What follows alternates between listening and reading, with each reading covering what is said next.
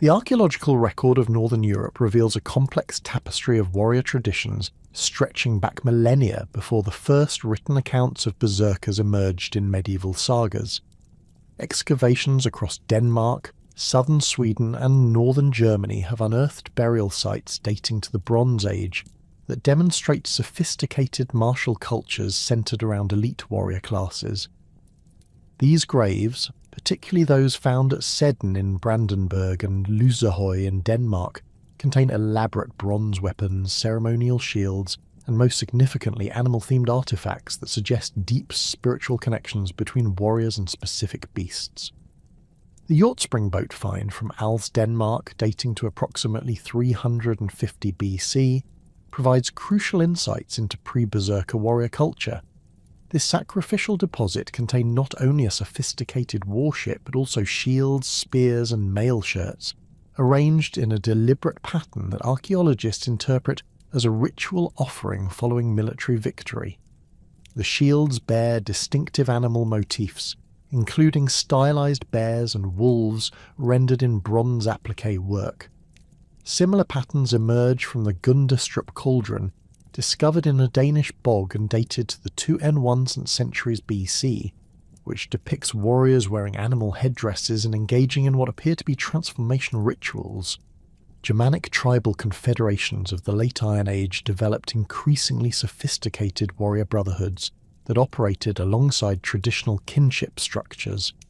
The Cimbri and Teutonus, who terrorized Roman territories in the late 2nd century BC, employed warrior bands that Roman sources describe as fighting with supernatural ferocity.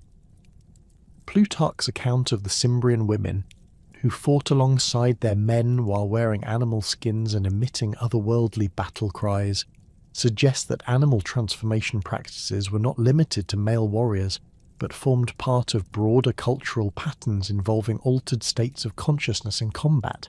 The linguistic origins of berserker trace directly to the Old Norse compound berserk, formed from bear and circa. This etymology, firmly established through comparative analysis of related Germanic languages, indicates that the term originally referred to warriors who wore bear pelts or bear-themed garments. The alternative interpretation suggesting bear shirt, implying warriors who fought without armour, lacks substantial linguistic support and appears to be a later folk etymology that gained currency during the Romantic period, when scholars sought to emphasise the supposed primitive nature of berserker combat. Old High German cognates such as bero and related terms in Gothic and Old English demonstrate that the bear warrior concept extended throughout the Germanic linguistic family. The compound structure follows standard Old Norse naming conventions, similar to other warrior designations like Ulfhednar, which employed identical grammatical patterns. Medieval Icelandic legal texts consistently use berserkir in contexts that emphasize the animal association rather than any state of undress, further supporting the bear shirt interpretation. The evolution of the term reveals changing perceptions of these warriors across centuries. Early uses in skaldic poetry from the 9th and 10th centuries treat berserkers as elite fighters worthy of royal retinues, while later saga literature increasingly portrays them as dangerous outcasts. This linguistic shift reflects broader social changes as Scandinavian societies transitioned from decentralized warrior cultures to more centralized Christian kingdoms that viewed berserker practices as incompatible with emerging social orders. Proto-Germanic shamanic traditions provided the foundational framework for berserker transformation practices. Archaeological evidence from sites like Oberdorla in Thuringia reveals ritual complexes dating to the 6th-8th centuries AD where animal sacrifices, particularly of bears and wolves, occurred alongside human warrior burials.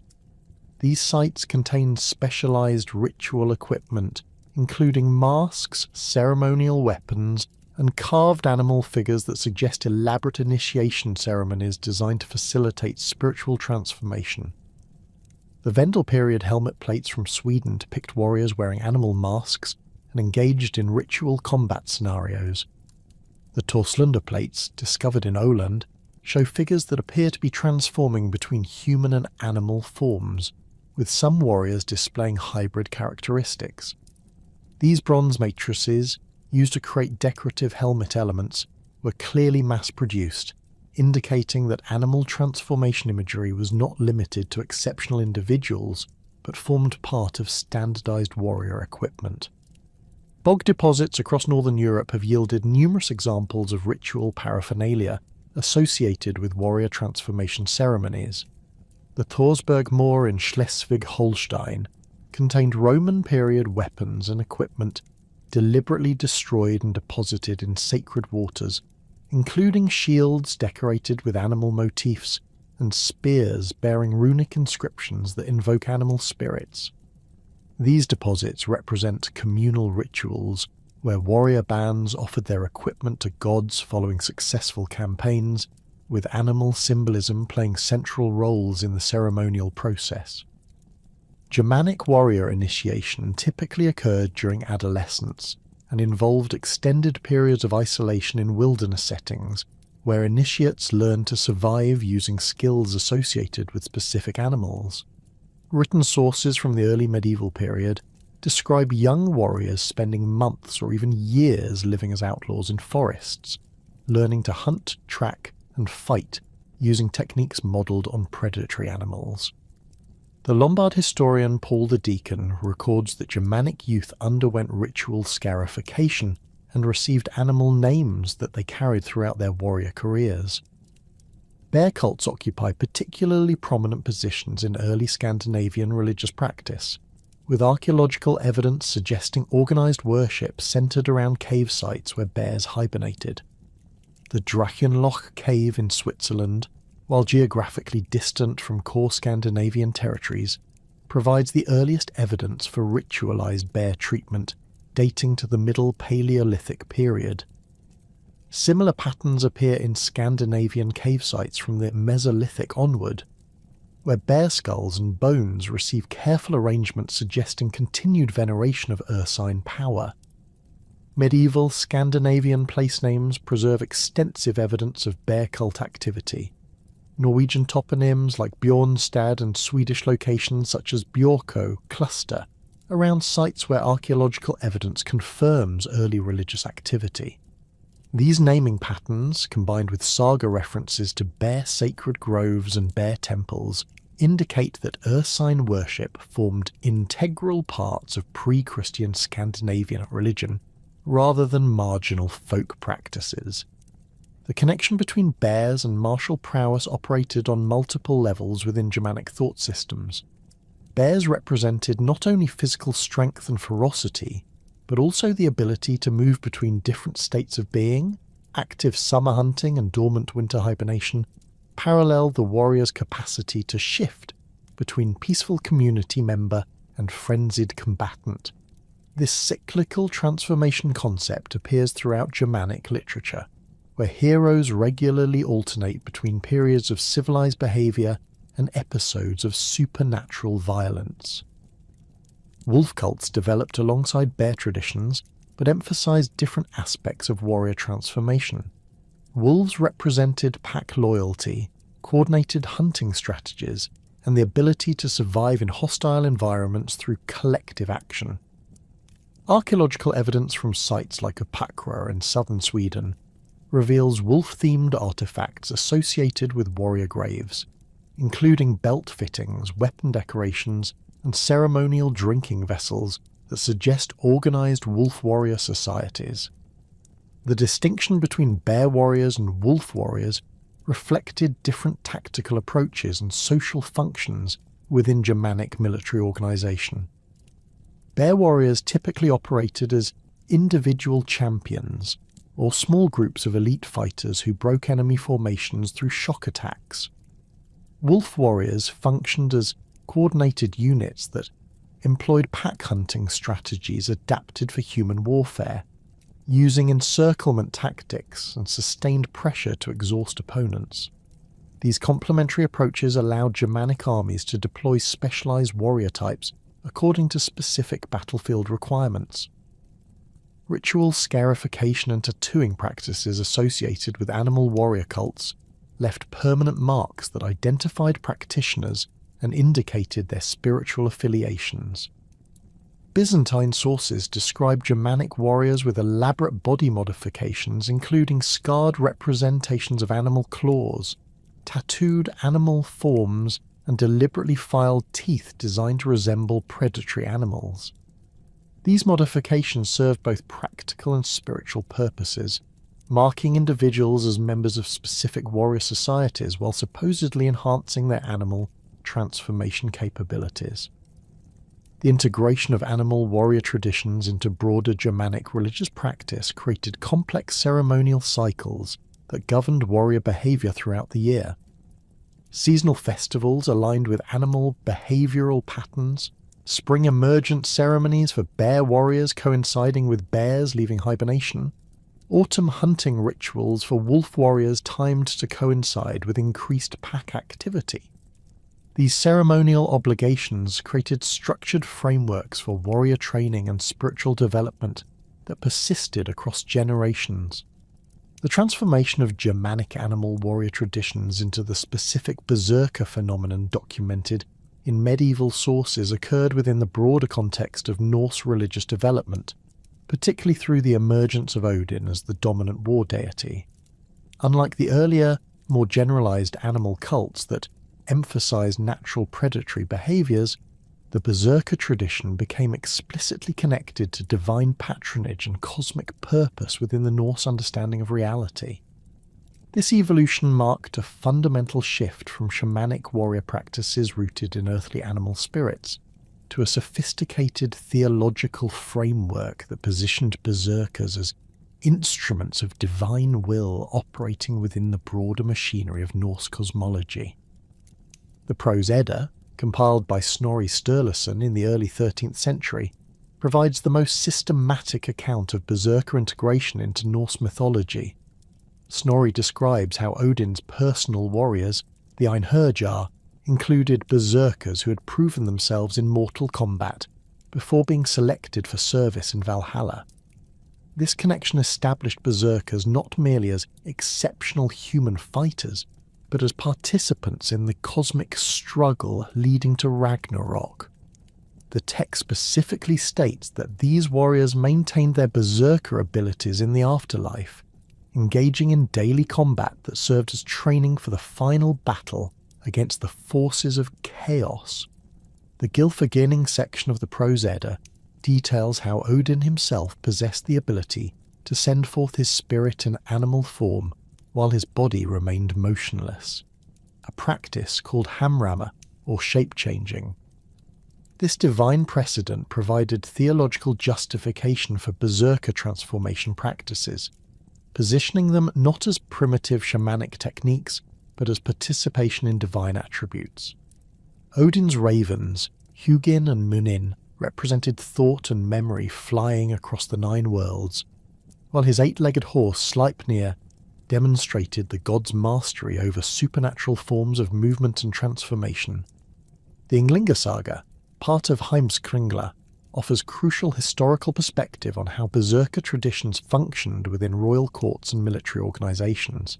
Snorri describes how Swedish and Norwegian kings maintained berserkers as elite bodyguards, positioning them at the forefront of battles where their supernatural fury could break enemy formations.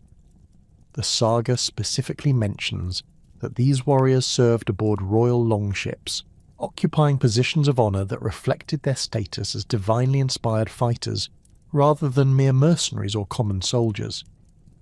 King Harald Fairhair's unification of Norway in the late 9th century involved extensive use of berserker units, according to the Ynglinga saga. These warriors formed the core of Harald's military forces during his campaigns to subjugate regional chieftains and establish centralised royal authority. The saga describes how berserkers would position themselves at the prows of longships during naval engagements, their terrifying appearance and supernatural battle fury serving both tactical and psychological functions in Harald's conquest strategy. The concept of Aedra represents perhaps the most sophisticated aspect of Norse berserker theology, distinguishing it from earlier Germanic warrior traditions. This term, linguistically related to Odin's name, encompasses divine inspiration, poetic fury and battle madness as manifestations of the same fundamental force. The Poetic Edda employs Oda in multiple contexts, describing both the inspiration that drives skaldic composition and the supernatural fury that transforms ordinary warriors into unstoppable fighting machines. Havamal, one of the most important poems in the Poetic Edda, contains several stanzas that describe the acquisition and use of Oda. The text presents this divine fury not as an uncontrolled berserker rage, but as a deliberate channeling of divine power that required specific knowledge and preparation. The poem indicates that warriors could invoke Oda through ritual practices including runic magic, animal transformation ceremonies, and direct appeals to Odin for divine inspiration during combat. The relationship between Oda and berserker transformation involved complex theological concepts about the nature of consciousness and divine possession. Norse sources suggest that berserkers did not simply become animals, but rather opened themselves to divine influence that manifested through animal characteristics. This distinction proved crucial for maintaining the legitimacy of berserker practices within increasingly sophisticated Scandinavian societies that were developing more complex religious and legal frameworks. Völuspá, the prophetic poem that opens the Poetic Edda, contains references to warriors who will fight at Ragnarok using supernatural abilities granted by the gods. These passages connect berserker traditions to eschatological beliefs about the end of the world, positioning berserker fury as a divine gift that would prove essential during the final cosmic battle. The poem describes how these warriors would maintain their enhanced abilities even after death, continuing to serve divine purposes in the afterlife. The Ulfhednar, or wolf warriors, developed as a parallel tradition to the bear berserkers, but with distinct theological and practical characteristics. While bear berserkers emphasized individual transformation and overwhelming physical power, wolf warriors focused on pack coordination and collective divine inspiration. Archaeological evidence from sites like Berka and Hedeby reveals wolf-themed artifacts associated with warrior graves that differ significantly from bear warrior equipment, suggesting separate organizational structures and ritual practices. The Ulfhednar tradition drew particularly strong connections to Odin's role as leader of the Wild Hunt, the supernatural procession of dead warriors that crossed the night sky during winter storms. Medieval sources describe how wolf warriors would participate in rituals designed to invoke the Wild Hunt, temporarily joining the ghostly procession and gaining supernatural abilities from direct contact with Odin and his undead warriors. These practices required extensive preparation including fasting, ritual purification, and specific invocations that differed markedly from bear warrior transformation techniques. Wolf warrior organization reflected the pack structure that inspired their practices.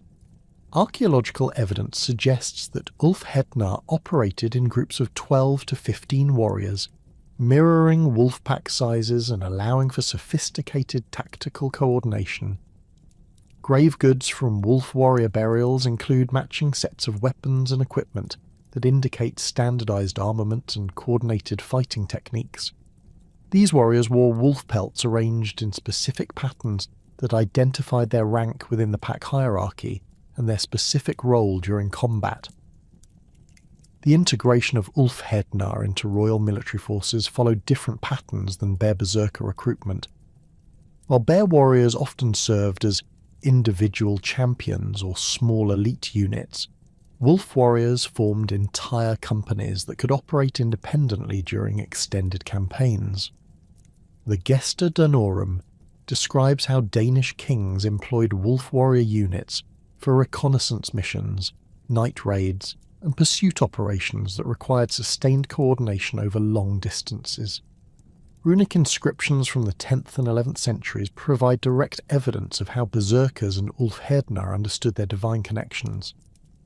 The Rockstone in Sweden contains passages that describe warriors receiving divine inspiration through animal transformation, while smaller runestones from Norway and Denmark record individual warriors claiming divine patronage through their animal affiliations. These inscriptions employ specific terminology that distinguishes between ordinary warriors and those who possessed supernatural abilities granted by the gods. The theological framework supporting Berserker traditions required sophisticated understanding of Norse concepts about the relationship between physical and spiritual reality. Berserkers were believed to possess multiple souls or spiritual aspects that could separate during transformation, allowing their animal spirits to manifest while their human consciousness remained present. This complex psychology enabled Berserkers to maintain tactical awareness during battle fury, while accessing supernatural strength and endurance. Ritual preparation for Berserker transformation involved elaborate ceremonies that could extend over several days. Archaeological evidence from ritual sites in Iceland and Norway reveals specialized equipment used in these preparations, including ceremonial masks, ritual weapons that were never used in actual combat, and carved animal figures that served as focus objects during transformation rituals. These ceremonies required the participation of specialized religious practitioners who understood the complex invocations and ritual procedures necessary to safely channel divine fury. The social integration of Berserkers within Norse society depended heavily on their religious legitimacy as servants of Odin.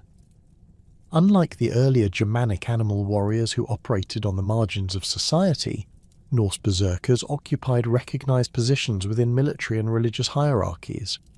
Royal courts maintained specific protocols for managing Berserker warriors, including designated quarters within royal halls, specialized equipment maintenance, and ritual schedules that aligned with religious calendar requirements. The decline of Berserker traditions began during the 11th century as Scandinavian societies underwent Christianization and political centralization. The new religious framework could not accommodate the theological foundations of Berserker practice, while emerging royal bureaucracies found Berserker autonomy incompatible with centralized military command structures. However, the transformation was gradual, with some Berserker practices persisting in modified forms well into the 12th century, particularly in remote areas where traditional religious beliefs maintained stronger influence over daily life. The phenomenon known as Berserker Gang represented far more than simple combat rage or battlefield hysteria. Contemporary accounts from the 10th through 12th centuries describe a systematic transformation process that fundamentally altered both the psychological and physiological state of participating warriors.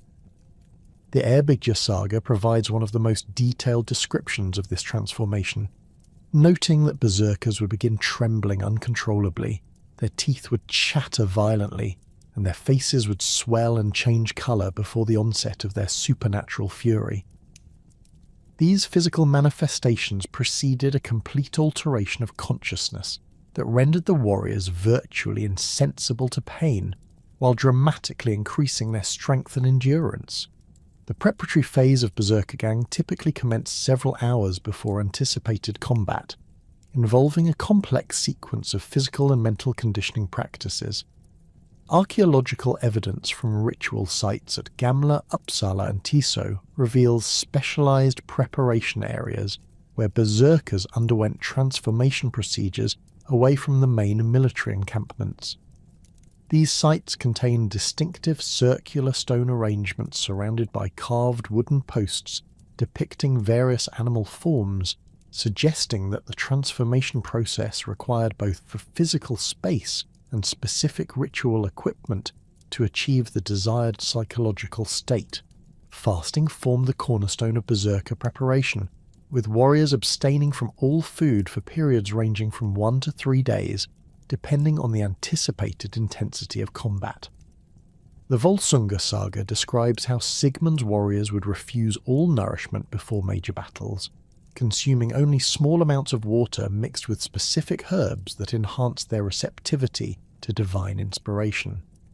This deliberate weakening of the physical body created conditions that Norse practitioners believed made divine possession more likely, allowing Odin's battle fury to enter and transform the warrior's consciousness.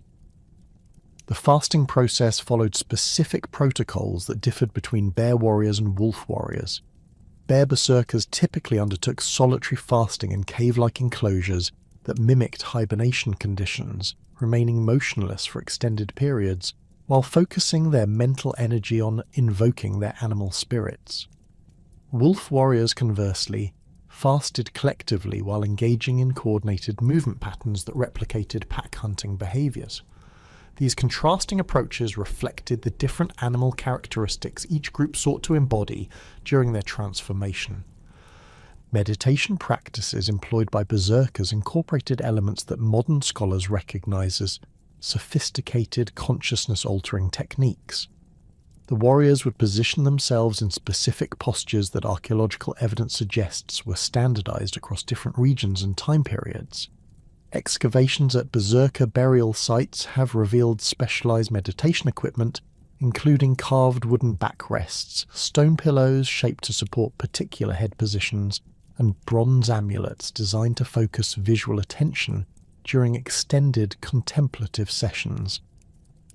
The meditation process involved systematic visualization of animal transformation, with practitioners mentally rehearsing the physical and psychological changes they sought to achieve during combat. Runic inscriptions from meditation sites describe techniques for separating human consciousness from animal instincts, allowing warriors to maintain tactical awareness while accessing supernatural fury. These practices required years of training under experienced practitioners who understood the complex psychological mechanisms involved in achieving controlled berserker states. Animal mimicry formed perhaps the most distinctive aspect of berserker preparation rituals. Warriors would spend hours imitating the movements, vocalizations, and behavioral patterns of their chosen animal spirits. Archaeological evidence from training sites reveals worn stone surfaces marked with claw patterns where berserkers practiced moving on hands and knees while wearing metal claw attachments. These training areas also contain acoustic features designed to amplify and modify human vocalizations, allowing practitioners to develop the distinctive animal sounds that characterized berserker transformation. Bear warriors developed particularly elaborate mimicry techniques that involved adopting quadrupedal movement patterns and practicing specific breathing exercises designed to replicate ursine respiratory rhythms. Training sites associated with bear berserkers contained specialized equipment, including weighted practice armor that forced warriors to develop the muscular adaptations necessary for effective movement while wearing heavy bear pelts during actual combat. The physical conditioning required for these practices was extensive, with archaeological evidence suggesting that berserker training began during early adolescence and continued throughout a warrior's active career. Wolf warrior mimicry emphasized pack coordination and communication techniques that allowed multiple warriors to maintain synchronized movement during battle. Training sites reveal evidence of complex obstacle courses where wolf warriors practiced moving together through difficult terrain while maintaining pack formation. These facilities include carved wooden wolf heads, positioned at various heights and angles, apparently used for practicing pack communication signals that allowed coordinated attacks without verbal commands that enemies might intercept. The role of psychoactive substances in berserker transformation remains one of the most contentious aspects of modern berserker research. While some scholars have proposed that warriors consumed hallucinogenic mushrooms or fermented beverages to induce altered states of consciousness, archaeological evidence for systematic drug use remains limited and inconclusive. Chemical analysis of residues from vessels found at berserker sites has identified various plant compounds, but their concentrations appear insufficient to produce significant psychoactive effects. More substantial evidence supports the use of mild stimulants and mood-altering substances as adjuncts to psychological transformation techniques, rather than primary causative agents. Botanical remains from berserker sites include various herbs known for their energizing properties, including species of Hypericum and Artemisia that were commonly used in medieval Scandinavian folk medicine. These substances likely served to enhance the effects of fasting and meditation rather than directly inducing berserker fury through pharmacological action. The spiritual framework underlying berserker transformation drew heavily on Norse concepts of multiple souls or spiritual aspects within individual humans. According to this belief system, ordinary consciousness represented only one layer of spiritual existence, with deeper animal aspects remaining dormant until activated through appropriate ritual procedures. Berserker transformation involved temporarily suppressing human consciousness while allowing animal spirits to assume control of the physical body and its actions. Shamanic elements within berserker practice reflected continuity with much older circumpolar traditions that extended far beyond Germanic cultural boundaries.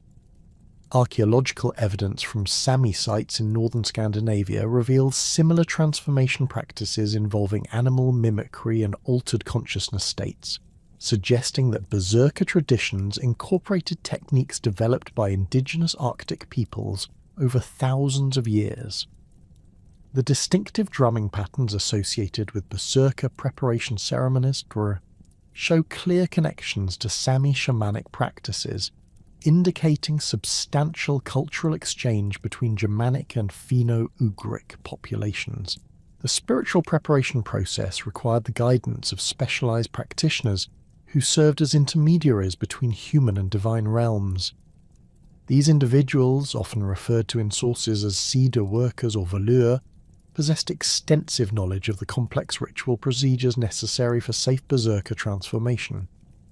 Their role involved not only conducting the transformation ceremonies, but also monitoring the psychological state of participating warriors to prevent permanent damage from prolonged exposure to altered consciousness states.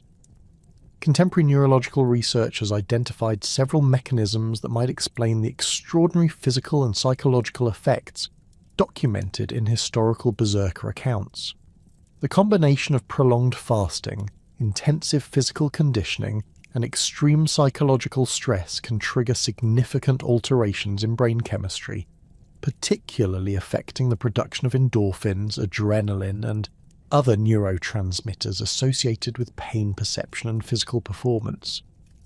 The fasting component of berserker preparation would have induced ketosis, a metabolic state that can produce heightened mental clarity and reduced pain sensitivity.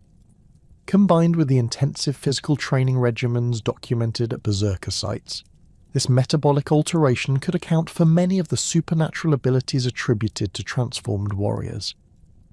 Modern studies of extreme athletic performance under stress conditions have documented similar phenomena, including dramatically increased strength, reduced pain perception, and altered time perception. The psychological aspects of berserker transformation align with contemporary understanding of dissociative states and altered consciousness. The combination of sensory deprivation, repetitive movement patterns, and focused visualization techniques employed in berserker preparation can induce profound alterations in normal consciousness that might explain the apparent personality changes documented in historical accounts. These states can produce genuine amnesia for events occurring during the transformation, consistent with saga descriptions of berserkers having no memory of their actions during battle fury. The social psychology of berserker transformation involved complex group dynamics that reinforced individual psychological changes through collective expectation and mutual reinforcement. Warriors undergoing transformation together would influence each other's psychological states through synchronized breathing, movement, and vocalization, creating feedback loops that intensified the overall effect. Archaeological evidence from group transformation sites reveals acoustic features designed to amplify and synchronize these collective activities. The termination of berserker fury presented significant challenges that required careful management to prevent psychological or physical damage to the transformed warriors. Historical accounts describe elaborate cooling down procedures involving gradual reduction of physical activity, specific breathing exercises, and ritual cleansing that helped warriors transition back to normal consciousness. The absence of proper termination procedures could result in prolonged disorientation or, in extreme cases, permanent psychological damage that rendered warriors unfit for normal social interaction. The integration of Berserker transformation into broader military strategy required sophisticated understanding of both the capabilities and limitations of warriors in altered states. Berserkers in full fury possessed extraordinary strength and pain tolerance, but showed reduced tactical awareness and difficulty following complex commands. Military commanders learned to deploy Berserker units for specific tactical purposes, particularly breakthrough attacks against fortified positions or shock assaults designed to break enemy morale through sheer psychological impact. The physical aftermath of Berserker transformation typically involved a period of extreme exhaustion that could last for several days. Warriors emerging from battle fury often experience complete physical collapse, requiring extensive care and recovery time before they could resume normal activities. This recovery period was institutionalized within Norse military organization, with specific protocols for caring for exhausted berserkers and protecting them during their vulnerable post-transformation state. The weaponry employed by berserkers reflected both practical battlefield requirements and the spiritual significance of their animal transformations. Archaeological evidence from warrior graves across Scandinavia reveals that berserkers favoured weapons that complemented their transformed fighting style while maintaining symbolic connections to their animal spirits. The most common berserker weapon was the long-hafted battle axe, typically measuring between 80 and 120 centimetres in total length, with broad crescent-shaped iron heads weighing between 800 grams and 1.2 kilograms. These axes, exemplified by finds from Mammen in Denmark and Gokstad in Norway, featured extended cutting edges that maximised the devastating effect of overhead strikes delivered with the supernatural strength characteristic of berserker fury. The construction of berserker axes incorporated specific design elements that distinguished them from standard Viking Age weapons. The hafts were typically made from ash or oak wood, treated with bear fat and wrapped with leather strips taken from animals killed during ritual hunts. Iron heads featured distinctive decorative patterns including stylized bear claws, wolf teeth, or runic inscriptions invoking animal spirits. The Mammen axe, discovered in a high-status 10th century burial, displays intricate silver inlay work depicting intertwined animal forms that suggest divine protection during combat. These decorative elements served both aesthetic and spiritual functions, reinforcing the warrior's connection to his animal spirit while providing a visual identification of his berserker status. Spear usage among berserkers followed different patterns depending on their specific animal affiliation. Bear warriors typically employed heavy thrusting spears with broad, leaf-shaped iron points designed for close-quarters combat, where their supernatural strength could drive the weapons through enemy armour and shields. These spears, measuring 200 to 250 centimetres in length, featured reinforced ash hafts capable of withstanding the tremendous forces generated during berserker attacks. Archaeological examples from Birka and Hedeby show evidence of repeated repair and modification, indicating that individual berserkers maintained their weapons throughout extended military careers. Wolf warriors favoured lighter throwing spears that could be used effectively in coordinated pack attacks. These weapons, typically measuring 180 to 200 centimetres in length, featured narrow iron points designed for penetration rather than broad-cutting damage. The hafts incorporated specific balance points that allowed accurate throwing at distances up to 30 metres, enabling wolf warrior packs to soften enemy formations before closing for hand-to-hand combat. Grave finds from Uppland and Gotland contain sets of 3 to 5 matching spears, suggesting that individual wolf warriors carried multiple throwing weapons during battle. Sword ownership among berserkers remained limited to the highest-ranking warriors due to the enormous cost and symbolic significance of these weapons. Pattern-welded swords found in berserker graves display exceptional craftsmanship with complex steel construction techniques that created both superior metallurgical properties and distinctive visual patterns along the blade surface. The Peterson Type H swords commonly associated with berserker burials featured broad double-edged blades measuring 75 to 85 centimeters in length, with elaborate hilts incorporating animal motifs cast in bronze or silver. The most famous berserker sword, discovered at Langjerd in Norway, displays a complex pattern-welded construction with a central steel core flanked by iron edges, creating a blade that combined flexibility with cutting power. The hilt features a pommel cast in the shape of a stylized bear head with garnet eyes, while the crossguard incorporates runic inscriptions invoking Odin's protection during combat. Chemical analysis of the blade steel reveals sophisticated metallurgical techniques that produce carbon content variations designed to optimize different sections of the weapon for specific combat functions. The controversial aspect of berserker armor usage has generated extensive scholarly debate, with archaeological evidence suggesting a more complex reality than the popular image of naked warriors charging into battle. Excavations at berserker burial sites reveal various forms of protective equipment, though often modified or reduced compared to standard warrior gear. Mail shirts found in high-status berserker graves typically show evidence of deliberate alteration, with sections removed or modified to accommodate the animal pelts worn during transformation rituals. The Germanbu find from Norway provides crucial evidence for berserker armor adaptation. This 10th century grave contained a complete mail shirt that had been systematically modified by removing sections around the shoulders and upper chest, creating openings that would accommodate a bear pelt worn over the armour.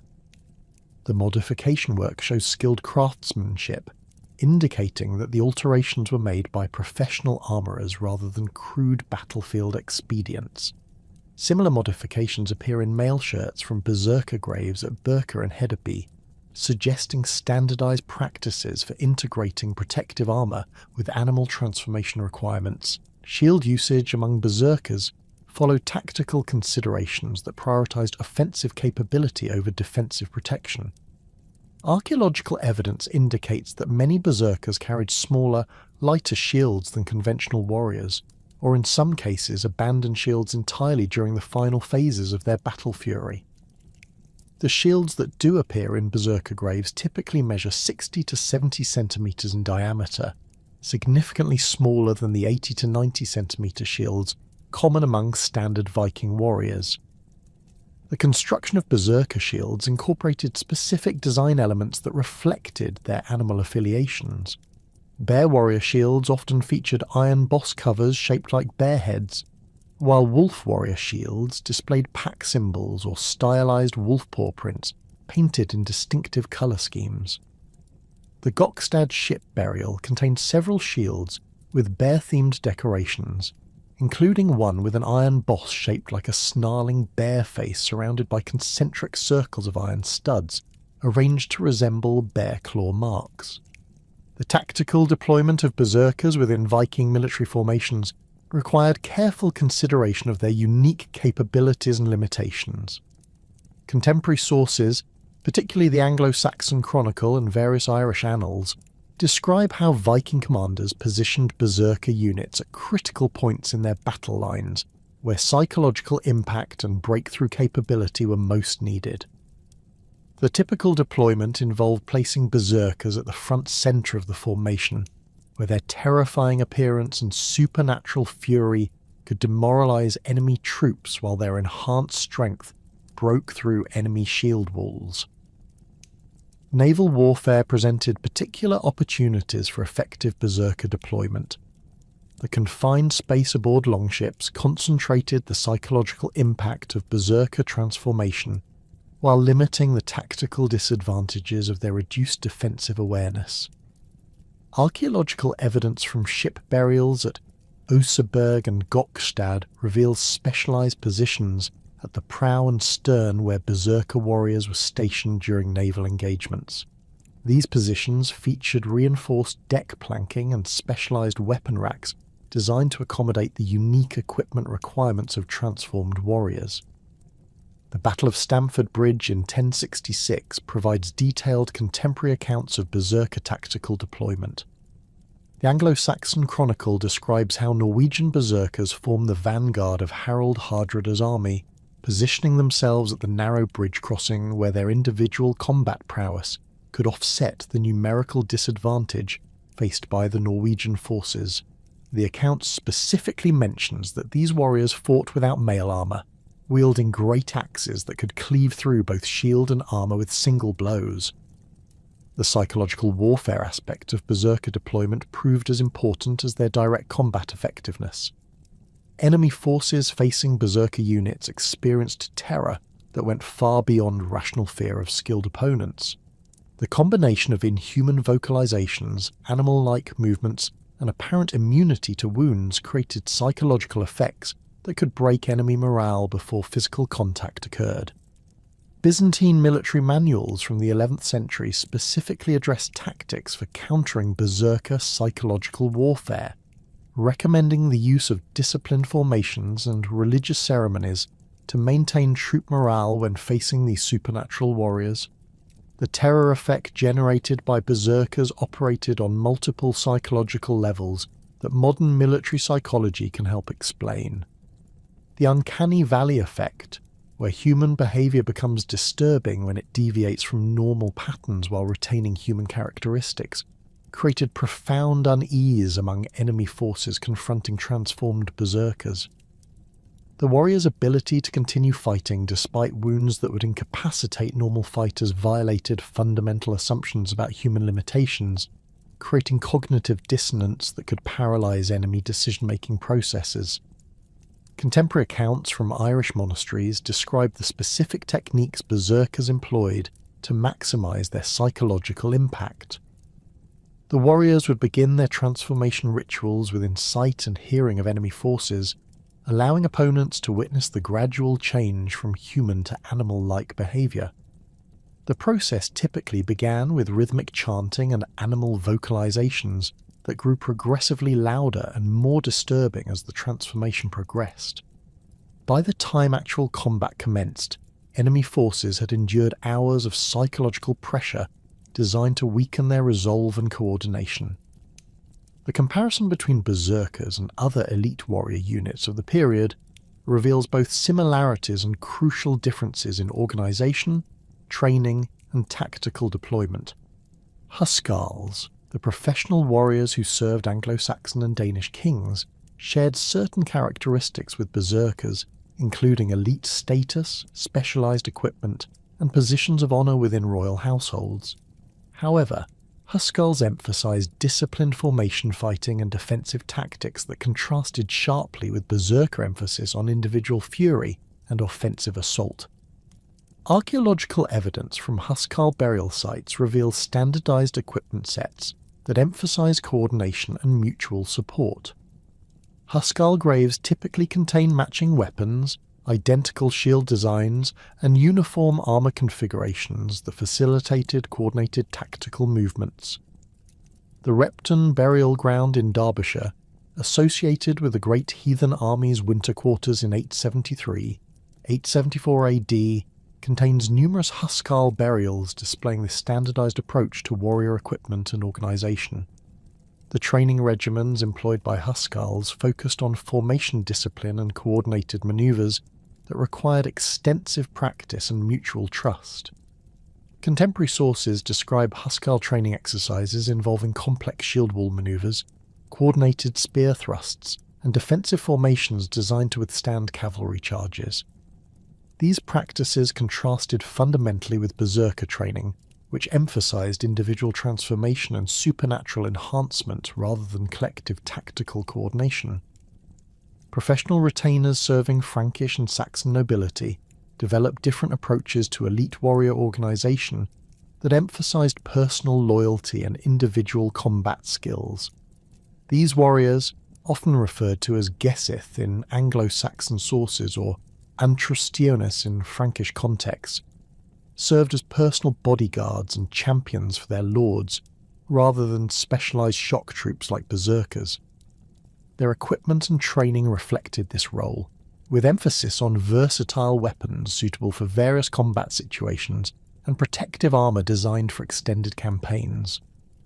The social integration of professional retainers differed significantly from Berserker organisation within Norse society. While Berserkers maintained semi-autonomous status based on their divine connections and supernatural abilities, professional retainers were fully integrated into aristocratic households with clearly defined hierarchical relationships. Archaeological evidence from retainer graves shows standardized burial practices that emphasize their integration into Christian social structures, contrasting with the distinctive animal symbolism characteristics of Berserker burials. The decline of Berserker effectiveness during the later Viking Age resulted partly from tactical adaptations developed by their opponents. Anglo-Saxon and Frankish military commanders learned to counter Berserker psychological warfare through religious ceremonies, disciplined formations, and specialised weapons designed to neutralise Berserker advantages. The increasing use of crossbows and other missile weapons allowed enemy forces to engage Berserkers at ranges where their supernatural fury provided fewer advantages. The evolution of medieval warfare toward more sophisticated tactical systems gradually reduced the battlefield effectiveness of Berserker units. The development of heavy cavalry, coordinated infantry formations, and fortified positions created combat environments where Berserker advantages in individual combat and psychological warfare became less decisive. The Battle of Hastings in 1066 demonstrated these changing tactical realities, as Norman cavalry and archery units proved capable of defeating even the most elite Anglo-Saxon and Scandinavian warriors through superior tactical coordination and technological advantages. The transformation of Scandinavian society during the late 8th century created conditions that would project Berserker warriors far beyond their traditional Nordic territories. Population pressures, political consolidation, and technological advances in shipbuilding converged to launch the Viking Age, carrying Berserkers across the known world as integral components of raiding forces, conquest armies, and trading expeditions. Archaeological evidence from sites across Europe reveals the distinctive material culture associated with Berserker presence, from the monasteries of Ireland to the trading posts of the Volga River system. The initial Viking raids that marked the beginning of this expansive period drew heavily on established Berserker traditions while adapting them to new strategic requirements. The seasonal raiding pattern that characterized early Viking activity aligned perfectly with Berserker ritual cycles, allowing warriors to undergo their traditional preparation ceremonies during winter months before launching spring campaigns. Excavations at departure points like Ribe in Denmark and Birka in Sweden reveal specialised storage facilities where Berserker equipment was maintained during off-seasons, including the ceremonial animal pelts, ritual weapons, and transformation paraphernalia, essential to their military effectiveness. The logistics of transporting Berserker warriors on extended maritime campaigns required significant modifications to standard longship designs. Archaeological analysis of ship remains from Skuldelev in Denmark revealed structural adaptations that accommodated the unique requirements of Berserker units. These modifications included reinforced deck sections where Berserkers could perform their transformation rituals during voyages, specialised weapon storage areas designed for their oversized axes and spears, and dedicated spaces for the animal pelts and ceremonial equipment essential to their combat effectiveness. The psychological impact of Berserkers proved particularly devastating when deployed against monastic communities and civilian populations unfamiliar with Scandinavian military traditions. Contemporary accounts from Irish and Anglo-Saxon chroniclers describe the terror induced by warriors who appeared to transform from human to animal during combat. Their inhuman vocalizations and apparent immunity to wounds creating panic that often proved more effective than actual military action.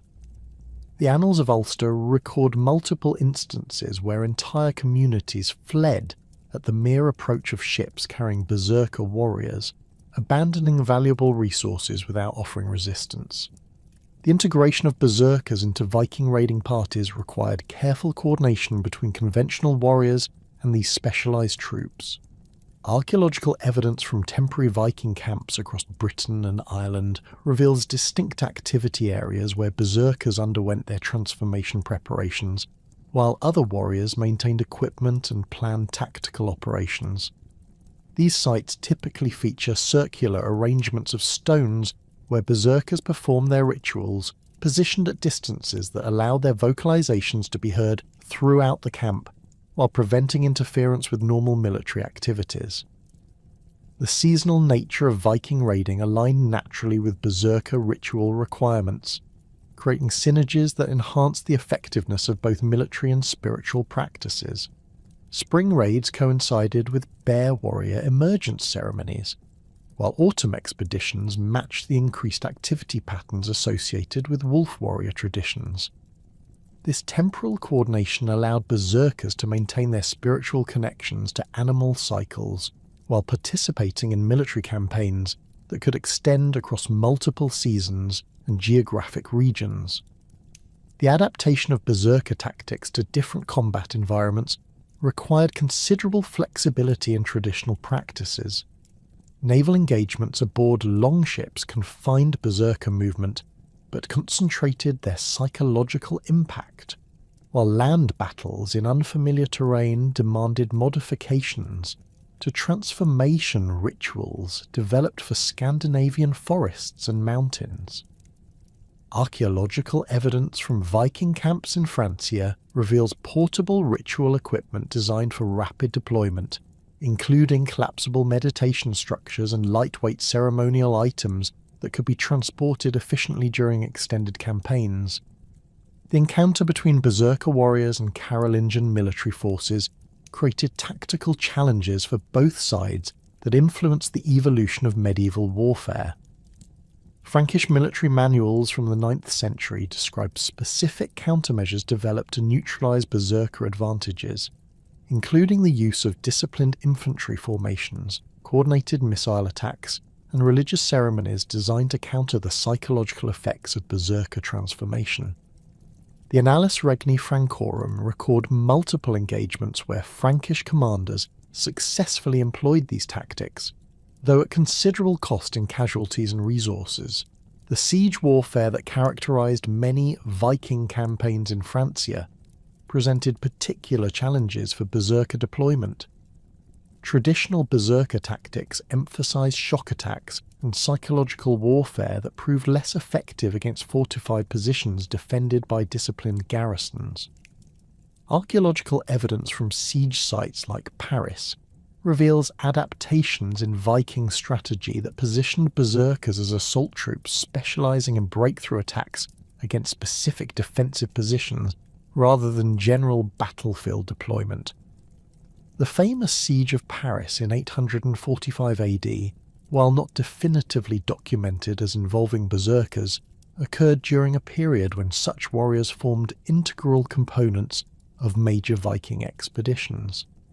The archaeological record from sites along the Seine reveals evidence of specialized Viking equipment, including oversized weapons and animal-themed artifacts, consistent with berserker presence. The psychological impact described in Frankish sources, where defenders reported facing warriors who seemed immune to wounds and fought with supernatural fury, aligns with documented berserker combat characteristics. The expansion of Viking activity into the Mediterranean brought berserkers into contact with Byzantine military forces that possessed sophisticated understanding of irregular warfare and psychological tactics.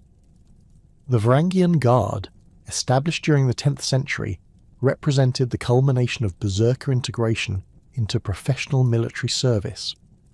Archaeological evidence from Constantinople reveals that Varangian warriors maintained many traditional berserker practices while adapting to Byzantine military requirements and Orthodox Christian religious influences. The recruitment of Scandinavian warriors into Byzantine service created unique opportunities for berserker traditions to evolve within a cosmopolitan military environment. Contemporary Byzantine sources describe the distinctive fighting styles and ceremonial practices of their northern mercenaries, noting their use of oversized axes, animal-themed armor decorations, and pre-battle rituals that differed markedly from standard Byzantine military procedures. The Strategikon of Kakaumenos specifically addresses the management of these foreign warriors, recommending that commanders allow them to maintain their traditional practices while ensuring their integration into broader tactical frameworks. The Varangian Guard's elite status within Byzantine military hierarchy reflected the continued effectiveness of berserker-derived fighting techniques when properly integrated into sophisticated military organizations. Archaeological evidence from Varangian quarters in Constantinople reveals a fascinating blend of Scandinavian and Byzantine material culture, with traditional berserker equipment modified to incorporate Byzantine decorative elements and Orthodox Christian symbolism. This cultural synthesis created hybrid warrior traditions that maintained core berserker characteristics while adapting to new religious and social contexts. The documentation of berserker activities in contemporary chronicles provides crucial evidence for their widespread participation in Viking Age military campaigns. The Anglo-Saxon Chronicle contains multiple references to warriors displaying berserker characteristics during major engagements, though the chroniclers often interpreted these phenomena through Christian theological frameworks that emphasized demonic possession rather than divine inspiration. The entry for 1066 describes Norwegian warriors at Stamford Bridge who fought with supernatural fury, wielding great axes that could cleave through both shield and mail with single blows.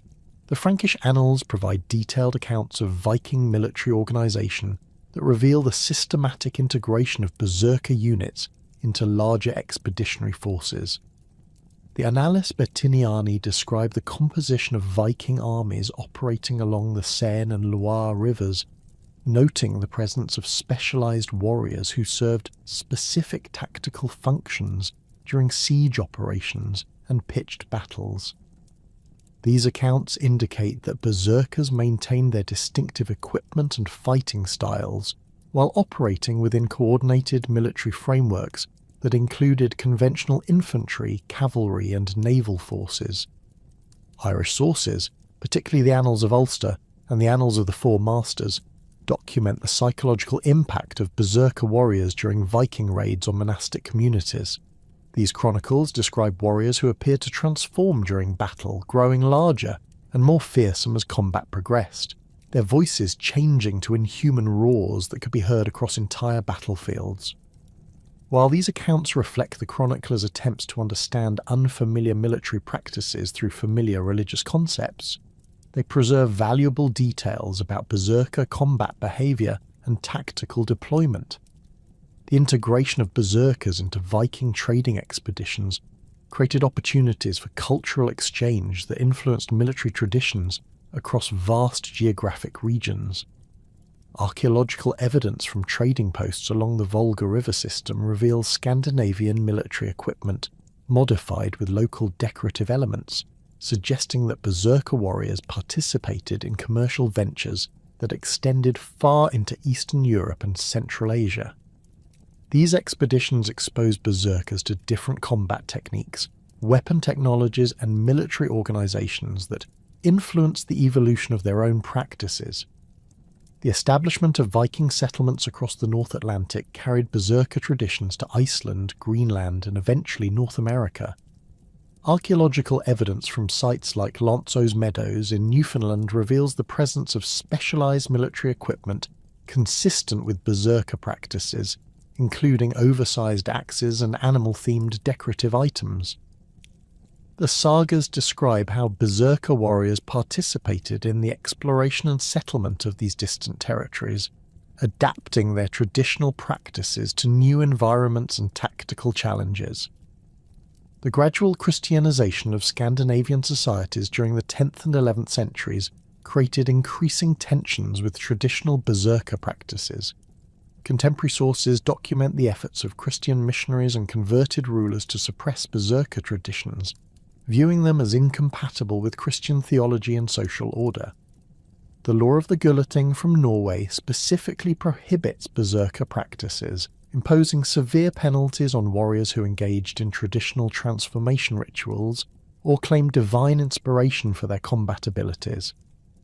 The legal suppression of berserker practices reflected broader changes in Scandinavian military organisation as centralised monarchies replaced the decentralised warrior culture that had sustained berserker traditions. Archaeological evidence from 11th century military sites reveals the gradual disappearance of distinctive berserker equipment and burial practices, replaced by standardised military gear that emphasised uniform appearance and coordinated tactics over individual supernatural enhancement. The final documented appearances of traditional berserkers occurred during the major military campaigns of the mid-11th century, including the battles of Stamford Bridge and Hastings in 1066. Contemporary accounts describe these warriors as remnants of an earlier military tradition that had become increasingly obsolete in the face of evolving tactical systems and religious changes. The Norman conquest marked the effective end of berserker participation in major European military campaigns, though modified versions of their traditions persisted in remote areas of Scandinavia for several additional centuries. The transformation of berserker warriors from elite religious practitioners to marginalised outcasts reflected broader social changes that accompanied the end of the Viking Age. The centralisation of political power, the adoption of Christianity, and the development of professional military organisations created new frameworks for warrior identity that had no place for the autonomous, divinely inspired fighters who had dominated earlier periods. Archaeological evidence from the 12th century reveals the final disappearance of distinctive berserker material culture, marking the end of a military tradition that had shaped Northern European warfare for over 3 centuries. The integration of berserkers into the personal retinues of Scandinavian rulers represented a fundamental shift from their earlier role as semi-autonomous religious warriors to institutionalized military elites serving centralized royal authority. This transformation began during the 9th century as emerging monarchies sought to consolidate power through the systematic recruitment and organization of the most effective warriors available within their territories. Archaeological evidence from royal sites across Denmark, Norway and Sweden reveals specialized quarters and equipment storage areas designed specifically for berserker units, indicating that these warriors occupied formal positions within royal household structures rather than serving as temporary mercenaries or seasonal allies. The Royal Hall complex at Læsø in Denmark provides exceptional insight into the organisation of berserker royal guards during the 9th and 10th centuries. Excavations have revealed a distinct residential area positioned between the main royal hall and the perimeter defences, featuring specialised buildings that combined living quarters with ritual preparation spaces. These structures contain circular stone hearths surrounded by carved wooden posts depicting bear and wolf imagery, along with storage alcoves designed to house the ceremonial equipment essential to berserker transformation practices. The architectural layout suggests that berserker guards maintained their traditional spiritual practices while operating within the formal constraints of royal service. King Harald Fairhair's unification campaigns in Norway during the late 9th century relied heavily on berserker units that served dual functions as elite shock troops and symbols of royal divine favour.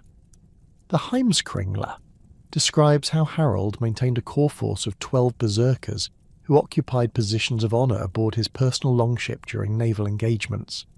These warriors wore distinctive red and gold armourings that identified their status as royal guards, while their weapons bore runic inscriptions invoking both Odin's protection and Harald's royal authority.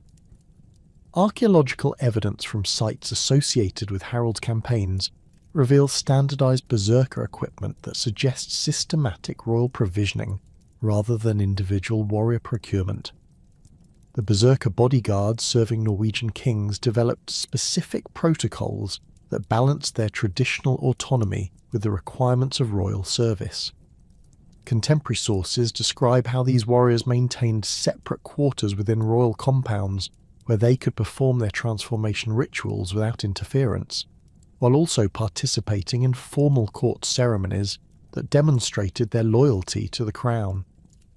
The saga of Harold Fairhair mentions that the king's berserkers would position themselves at the entrance to the royal hall during important gatherings, their presence serving both protective and ceremonial functions that reinforced royal authority through association with divine warriors. The recruitment process for royal berserker guards involved complex negotiations between traditional warrior brotherhoods and emerging royal bureaucracies. Archaeological evidence from assembly sites like Tingvellir in Iceland and Berka in Sweden reveals specialized areas where potential berserker recruits underwent evaluation procedures that tested both their combat abilities and their spiritual connections to animal transformation practices. These assessments required the participation of experienced berserkers who could verify the authenticity of candidates' supernatural abilities, ensuring that only genuine practitioners gained access to royal service. The material culture associated with royal berserker guards differed significantly from that of independent berserker bands, reflecting both enhanced resources and specific ceremonial requirements. Excavations at Gamla Uppsala have revealed berserker equipment featuring elaborate silver inlay work, precious stone decorations, and complex runic inscriptions that identify individual warriors by name and royal affiliation. The weapons found in these contexts show evidence of regular maintenance by skilled craftsmen, indicating that royal berserkers received professional support for equipment care that exceeded what independent warriors could afford. The tactical deployment of royal berserker guards required careful coordination with conventional military units to maximize their effectiveness, while minimizing potential conflicts arising from their supernatural status. Military manuals from the period describe specific formations that positioned berserker guards at critical points where their psychological impact could break enemy resistance, while conventional forces provided tactical support and maintained overall battle coordination. The Battle of Hafrsfjord in 872 AD, which secured Harold Fairhair's control over western Norway, reportedly featured coordinated attacks by berserker guards and regular infantry that demonstrated the successful integration of supernatural warriors into professional military operations. Danish kings developed particularly sophisticated systems for managing berserker guards that reflected the more centralized nature of Danish political organization compared to their Norwegian and Swedish counterparts. Archaeological evidence from Jelling reveals a complex of buildings specifically designed for housing royal berserkers, complete with individual chambers for transformation rituals, communal areas for group ceremonies, and specialized armories for storing their distinctive equipment. The layout suggests that Danish royal berserkers operated under more formal organizational structures than their counterparts elsewhere in Scandinavia. King Swene Forkbeard's conquest campaigns in England during the early 11th century employed berserker guards in roles that combined traditional shock tactics with sophisticated intelligence gathering and psychological warfare. Contemporary English sources describe Danish berserkers who served as advance scouts during the invasion preparations, using their ability to operate independently in hostile territory while maintaining their supernatural combat capabilities when direct confrontation became necessary. The Chronicle of Tietmar of Merseburg specifically mentions Danish berserkers, who could move undetected through English defensive positions, gathering crucial intelligence about enemy dispositions and fortifications. The evolution of berserker guards from ritual warriors to professional military elites involved significant changes in their training regimens and organisational structures. Archaeological evidence from training facilities at sites like Trelleborg in Denmark reveals standardised obstacle courses and practice areas designed for coordinated group exercises rather than individual spiritual development. These facilities feature multiple parallel training lanes that allowed entire Berserker units to practice synchronised movements, suggesting that royal guards developed collective tactics that complemented their individual supernatural abilities. Swedish kings employed Berserker guards in administrative as well as military capacities, utilising their fearsome reputations to enforce royal authority in remote territories where conventional bureaucratic control remained limited. The Westrogothic law contains references to royal berserkers who served as tax collectors and legal enforcers, their supernatural status providing additional authority when dealing with recalcitrant local populations. Archaeological evidence from administrative centres in Västergötland reveals specialised quarters for visiting berserker officials, complete with ritual preparation areas that allowed them to maintain their spiritual practices while conducting royal business. The relationship between berserker guards and other elite military units within royal service created complex hierarchical structures that reflected both military effectiveness and social status. Huskarls, the professional warriors who formed the backbone of royal armies, occupied different roles that emphasised formation fighting and defensive tactics, while berserker guards specialised in breakthrough attacks and psychological warfare. Archaeological evidence from royal military camps reveals distinct equipment storage areas and living quarters that maintained separation between these different warrior types while facilitating coordination during military campaigns. The Jomsvikings, the legendary mercenary brotherhood based on the island of Volyn, represented a unique evolution of berserker traditions that combined traditional warrior practices with innovative organisational structures. Archaeological excavations at Volyn have revealed evidence of a sophisticated military complex featuring specialised training facilities, weapon workshops, and ritual areas that suggest the Jomsvikings maintained berserker traditions while operating as professional mercenaries serving multiple royal patrons. The site contains distinctive burial areas with grave goods that blend traditional berserker symbolism with standardized military equipment, indicating a hybrid warrior culture that adapted ancient practices to contemporary military requirements.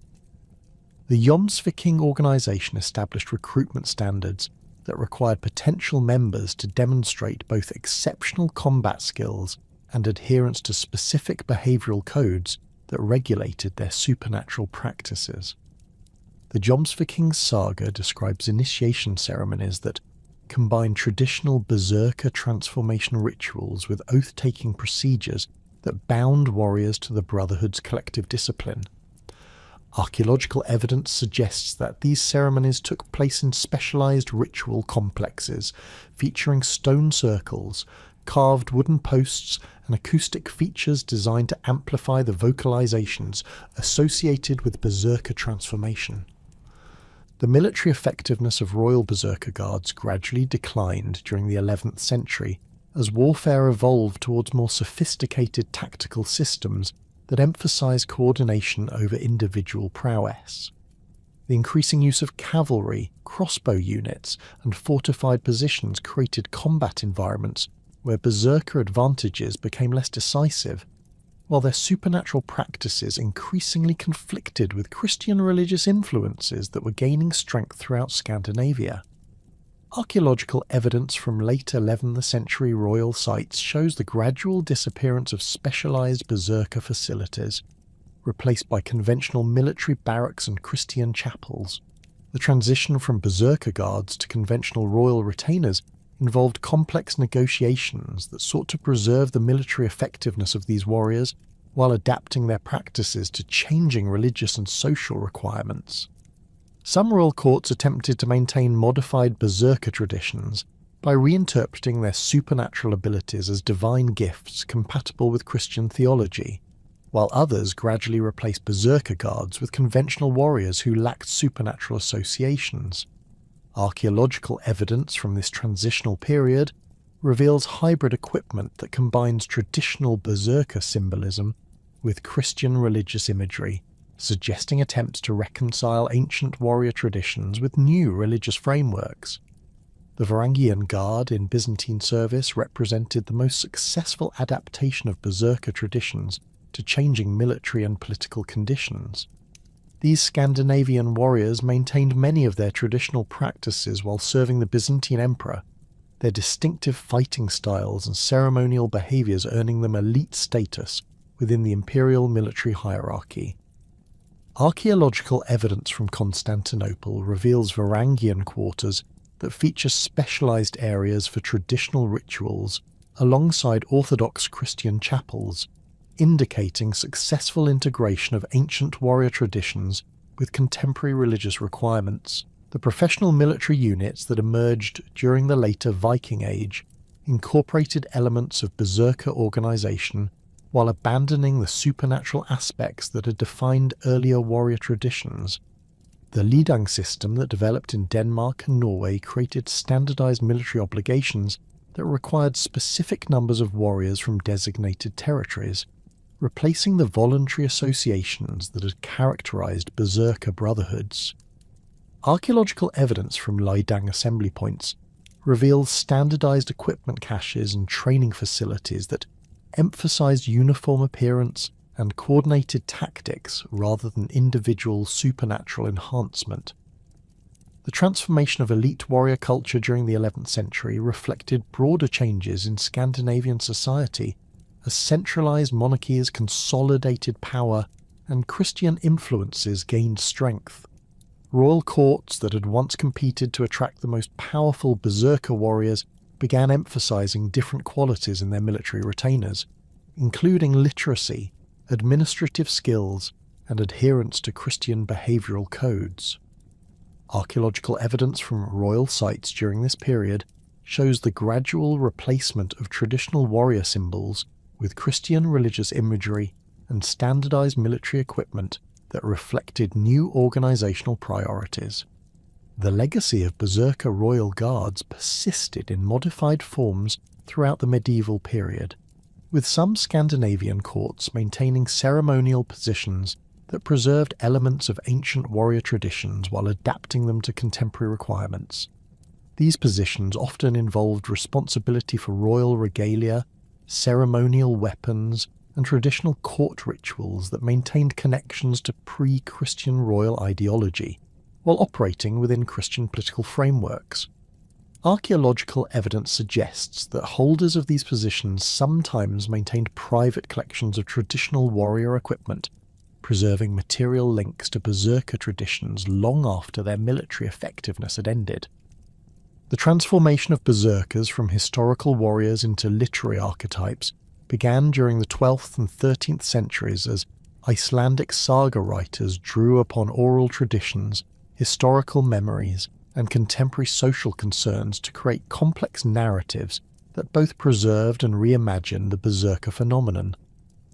The Eagles Saga, composed around 1230 AD, presents one of the most nuanced portrayals of berserker psychology and social integration, depicting its protagonist Egil Skallagrimsson as a warrior whose berserker heritage shapes both his extraordinary abilities and his troubled relationships within Icelandic society. The saga describes how Egil's father Skallagrim possessed berserker traits that manifested during moments of intense anger or physical exertion, transforming him from a respected farmer and metalworker into a dangerous figure whose own family feared his presence. Skallagrim's berserker episodes in Egil's saga follow patterns that reflect genuine historical understanding of berserker transformation, while serving specific literary functions within the narrative structure. The saga describes how his face would darken and swell during these episodes, his strength would increase dramatically, and he would become virtually unrecognisable to those who knew him in normal circumstances. During one particularly detailed episode, Skallagrim attacks his own son during a ball game, nearly killing the boy before the berserker fury subsides and he realizes what he's done. This portrayal demonstrates the saga author's familiarity with actual berserker behaviour patterns, while using these episodes to explore themes of family dysfunction and social alienation. The literary treatment of berserker inheritance in Egil's saga reflects medieval Icelandic understanding of how these traits pass through family lines while adapting historical realities to serve narrative purposes. Egil himself displays berserker characteristics during crucial moments in the saga, including his famous confrontation with King Eric Bloodaxe and his supernatural strength during various combat encounters. However, the saga presents these abilities as both blessing and curse, enabling Egil's success as a warrior and poet, while creating persistent social problems that alienate him from normal community relationships. The Volsunga saga provides a different perspective on berserker traditions by integrating them into legendary narratives that blur the boundaries between historical memory and mythological storytelling. The saga's portrayal of Sigmund and his descendants incorporates berserker elements into a broader framework of heroic literature that emphasizes supernatural abilities while maintaining connections to recognizable warrior practices. Sigmund's ability to transform his consciousness during combat, his use of animal imagery in his poetry, and his rejection of conventional social constraints all reflect berserker characteristics adapted for legendary narrative purposes. The bear warrior elements in Volsunga saga appear most prominently in the episodes involving Sigmund's forest exile, where he and his son Sinfjotli live as outlaws and develop their supernatural combat abilities through isolation and ritual practice. The saga describes how they discover wolf pelts that enable them to transform into wolves for 10 days at a time, during which they can communicate only through howling and must hunt for survival like actual wolves. This narrative combines historical knowledge of Ulfhedna practices with folktale elements that emphasize the dangerous nature of warrior transformation while exploring themes of kinship and social boundaries. The Grettir's saga presents berserker traditions through the lens of social criticism, using its protagonist's supernatural strength and antisocial behaviour to comment on the tensions between individual prowess and community stability that characterised medieval Icelandic society. Grettir's berserker-like abilities manifest as exceptional physical strength, resistance to supernatural threats, and difficulty controlling his temper during social interactions. The saga explicitly connects these traits to his inability to function within normal social frameworks, portraying him as simultaneously heroic and tragic figure whose extraordinary abilities make normal life impossible.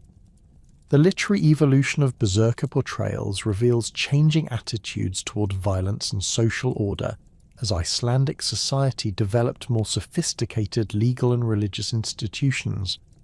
Early saga literature tends to present berserker abilities as divine gifts that enhance warrior effectiveness, while later works increasingly emphasize the social costs and personal isolation associated with these supernatural traits. The Laxdæla saga contains several berserker characters whose abilities create problems for their families and communities, suggesting that 13th century audiences viewed these traditions with considerable ambivalence. Skaldic poetry from the 9th through 11th centuries provides crucial evidence for how berserkers were perceived by their contemporaries, though the complex metaphorical language and elusive style of this poetic tradition creates significant interpretive challenges. The praise poems composed for Norwegian and Danish kings frequently reference berserker warriors using kennings that emphasize their animal associations and supernatural combat abilities. Thorbjorn Hornklofi's Haraldskvæði, composed for King Harald Fairhair around 900 AD, contains several stanzas that describe the king's berserker retainers using animal metaphors that appear to reflect genuine understanding of their transformation practices. The kenning system employed in Skaldic poetry created elaborate metaphorical structures that could reference berserker characteristics without explicit description, requiring audiences to possess detailed knowledge of warrior traditions to understand the poetic references. Berserkers appear in these poems as Odin's men, bear-strong warriors, wolf eaters, and through various compound expressions that emphasize their animal associations and divine connections.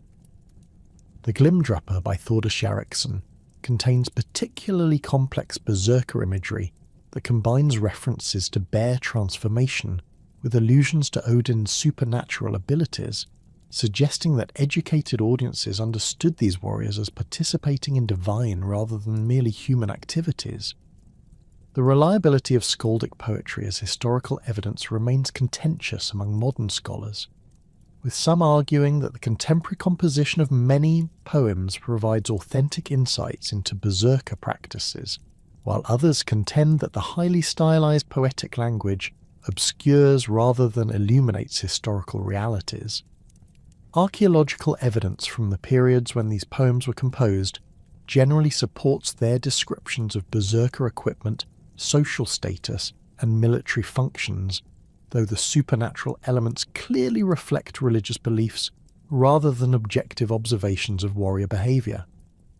The preservation of berserker traditions through oral storytelling created complex processes of cultural transmission that both maintained historical memories and adapted them to changing social circumstances. The oral tradition that preceded written saga composition operated through networks of storytellers who specialized in preserving and performing traditional narratives during social gatherings, seasonal festivals, and formal assemblies. Archaeological evidence from sites like Thingvellir in Iceland reveals specialized performance areas where storytellers would recite traditional tales to audiences that included both local community members and visitors from distant regions. The social functions of oral berserker narratives extended beyond entertainment to include education about warrior traditions, moral instruction about the proper use of supernatural abilities, and community bonding through shared cultural knowledge. Storytellers would adapt traditional narratives to address contemporary concerns while maintaining core elements that preserved historical memories of actual berserker practices. This adaptive process created multiple versions of berserker stories that reflected different regional traditions and social perspectives while sharing fundamental narrative structures and character types. The transition from oral to written tradition during the 12th and 13th centuries created opportunities for more systematic preservation of berserker lore, while introducing new forms of literary elaboration that transformed historical memories into sophisticated narrative art. Saga authors drew upon extensive oral traditions while adding their own interpretive frameworks that reflected contemporary religious, legal, and social concerns. The result was a body of literature that preserved valuable historical information about berserker practices, while adapting these traditions to serve the cultural needs of medieval Icelandic society. The geographical distribution of berserker stories in saga literature reflects the historical spread of these warrior traditions, while revealing regional variations in how different communities remembered and interpreted berserker practices. Norwegian sagas tend to emphasize the royal connections of berserker warriors and their roles in unification campaigns, while Icelandic family sagas focus more on the social problems created by berserker traits within settler communities. Danish historical works present berserkers primarily as military specialists serving royal courts, reflecting the more centralized political structures that characterized medieval Denmark. The chronological development of saga literature reveals evolving attitudes towards berserker traditions as Icelandic society became increasingly Christianized and legally sophisticated. The earliest sagas, composed during the late 12th century, generally present berserker abilities as legitimate expressions of divine favour that enhance warrior effectiveness and social status. Later works show increasing concern with the social costs of berserker behaviour, emphasising themes of alienation, family conflict, and community disruption that reflect changing social values and religious influences. The literary transformation of berserkers from historical warriors to legendary figures involved systematic exaggeration of their supernatural abilities while maintaining recognizable connections to actual warrior practices. Saga authors enhanced the physical strength, combat endurance, and transformation capabilities of their berserker characters beyond historically plausible levels, while preserving details about equipment, training methods, and social relationships that reflect genuine historical knowledge. This combination of fantastic elaboration and realistic detail created compelling literary characters that served both entertainment and educational functions within medieval Icelandic culture. The influence of Christian theology on saga portrayals of berserkers created complex narrative tensions between admiration for warrior prowess and condemnation of practices associated with pagan religious traditions. Some saga authors attempted to reconcile berserker abilities with Christian beliefs by presenting them as divine gifts that could be used for righteous purposes, while others emphasized the demonic associations of berserker transformation to support Christian moral teachings.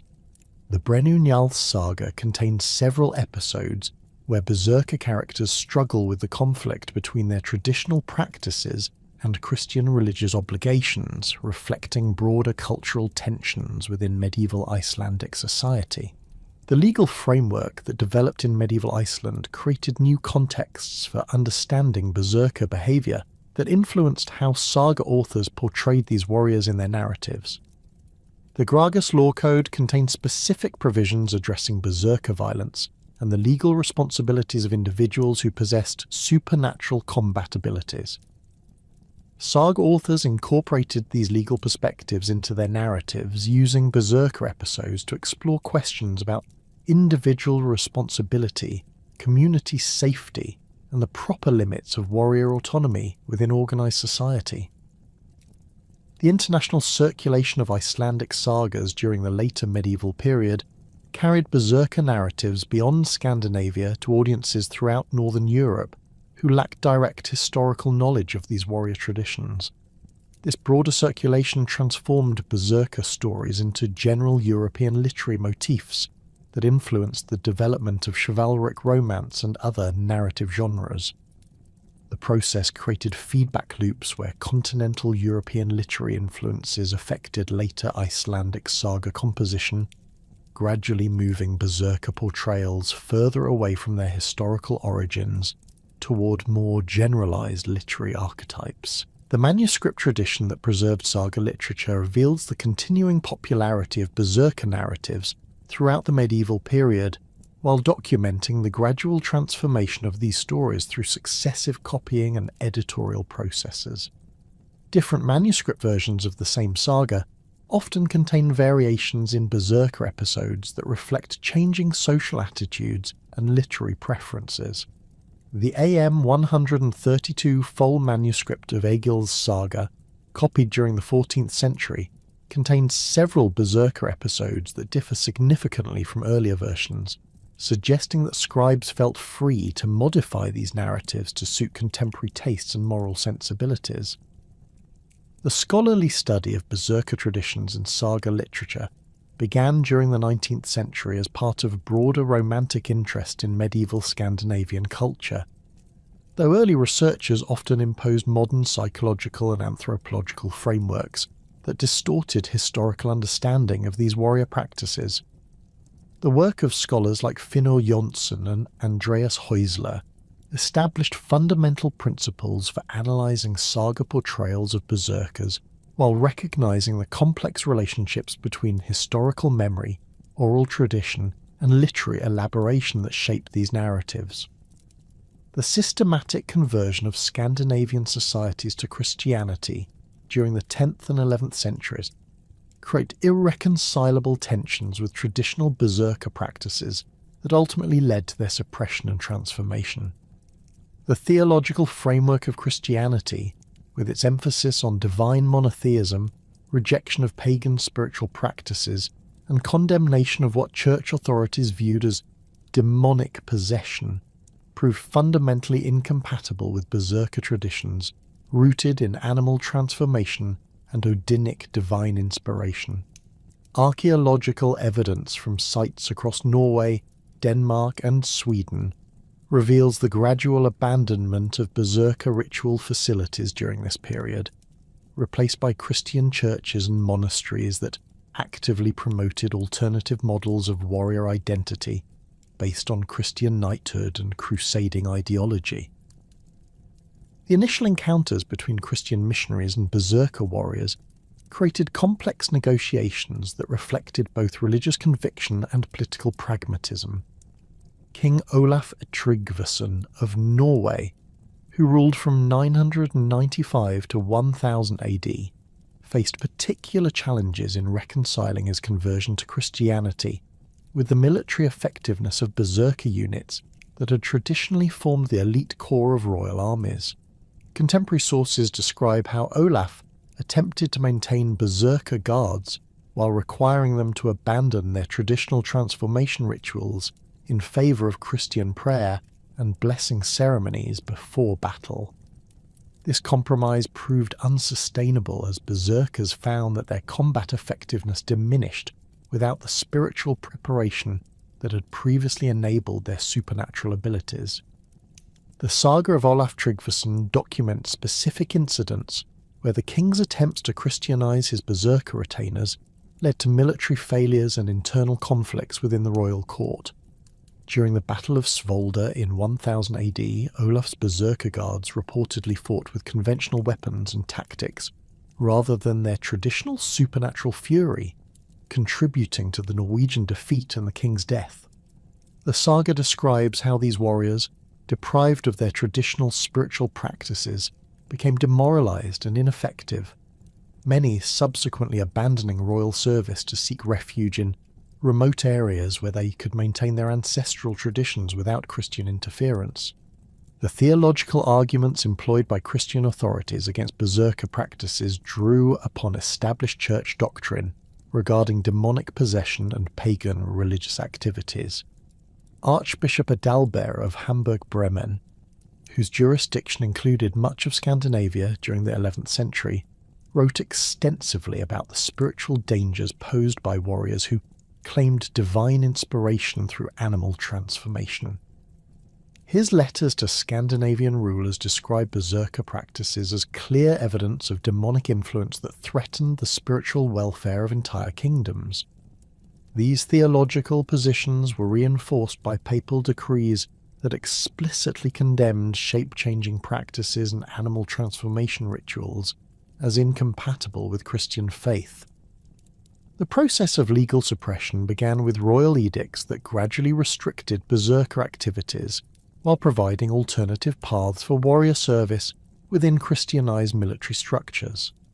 King Olaf II of Norway, later canonized as Saint Olaf, issued comprehensive laws during the 1020s that prohibited traditional Berserker transformation rituals while establishing new military organizations based on Christian principles.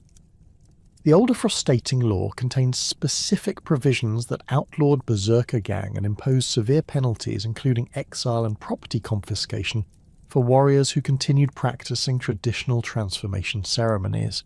Legal restrictions on Berserker activities extended beyond simple prohibition to include systematic dismantling of the social and economic structures that had supported these warrior traditions. The Norwegian law codes established during the 11th century eliminated the traditional legal immunities that had protected Berserkers during their transformation states, making them fully liable for any violence committed while under the influence of battle fury. This legal change fundamentally altered the risk-benefit calculations that had previously made Berserker service attractive to elite warriors, as the potential legal consequences now outweighed the military and social advantages of supernatural combat abilities. The Gulathing law from Western Norway provides detailed evidence of how legal authorities approached the practical problems of regulating Berserker behaviour within Christian legal frameworks. The law code distinguishes between different types of Berserker violence, imposing lighter penalties for actions committed during defensive combat while maintaining severe punishments for unprovoked attacks or violence against non-combatants. These legal distinctions reflect sophisticated understanding of Berserker psychology, while establishing clear boundaries for acceptable warrior behaviour within Christianized society. Danish legal developments followed similar patterns but with greater emphasis on royal authority and centralised control over military activities. King Canute the Great, who ruled both Denmark and England during the early 11th century, issued edicts that required all warriors in royal service to swear Christian oaths that explicitly renounced pagan practices, including berserker transformation rituals. Archaeological evidence from military sites associated with Canute's reign reveals the systematic replacement of traditional berserker equipment with standardized Christian military gear, including weapons blessed by church authorities and armor decorated with Christian symbols rather than animal motifs.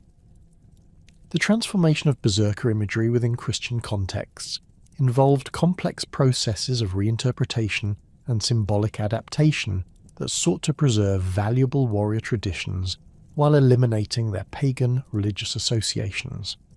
Christian chroniclers and hagiographers developed alternative explanations for berserker-like phenomena that attributed supernatural combat abilities to divine favour rather than animal transformation. The Vita of Saint Olaf describes how the saint's warriors displayed extraordinary strength and courage during battles against pagan enemies, but explicitly attributes these abilities to Christian prayer and divine intervention rather than traditional berserker practices. The iconographic transformation of berserker symbols in Christian art and material culture reveals systematic efforts to maintain warrior identity while adapting it to new religious requirements. Archaeological evidence from 11th century church sites reveals carved stone decorations that incorporate bear and wolf imagery but recontextualize these animals as symbols of Christian virtues rather than objects of pagan worship. The Ørnes Stave Church in Norway contains elaborate wood carvings that transform traditional animal interlace patterns into Christian allegories about the triumph of faith over bestial nature. Manuscript illuminations from the 11th and 12th centuries document the gradual transformation of berserker imagery from pagan religious symbols to general representations of warrior prowess within Christian frameworks. The Codex Aureus from Canterbury contains illustrations of Scandinavian warriors that maintain traditional berserker visual elements, including animal-themed armour and weapons, while incorporating Christian symbols and religious imagery that recontextualize these warriors as Christian knights rather than pagan berserkers. This visual transformation reflects broader cultural processes that sought to preserve valuable military traditions while adapting them to new religious and social requirements.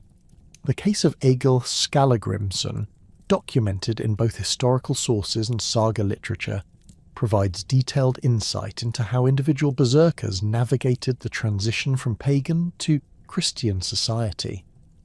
Egil's later life, after his conversion to Christianity, involved systematic abandonment of traditional berserker practices while maintaining his reputation as an exceptional warrior and poet.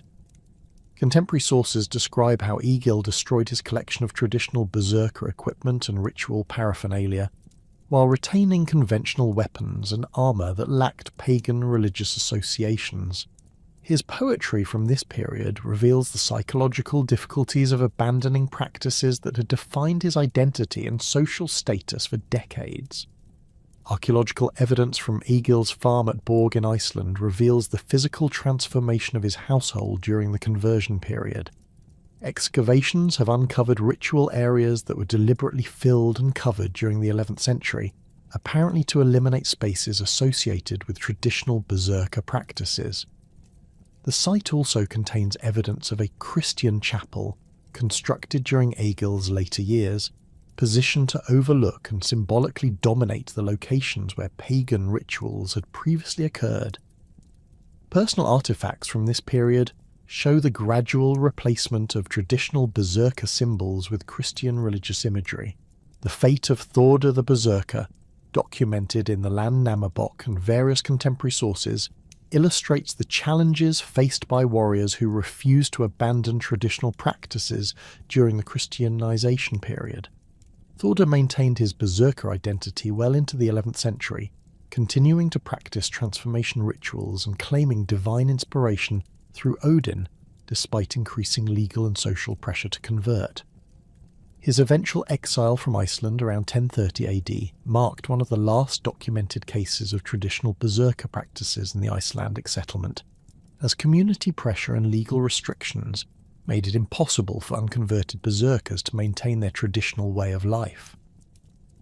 The transformation of Thorda's farm after his exile reveals the systematic elimination of berserker material culture from Christianized communities.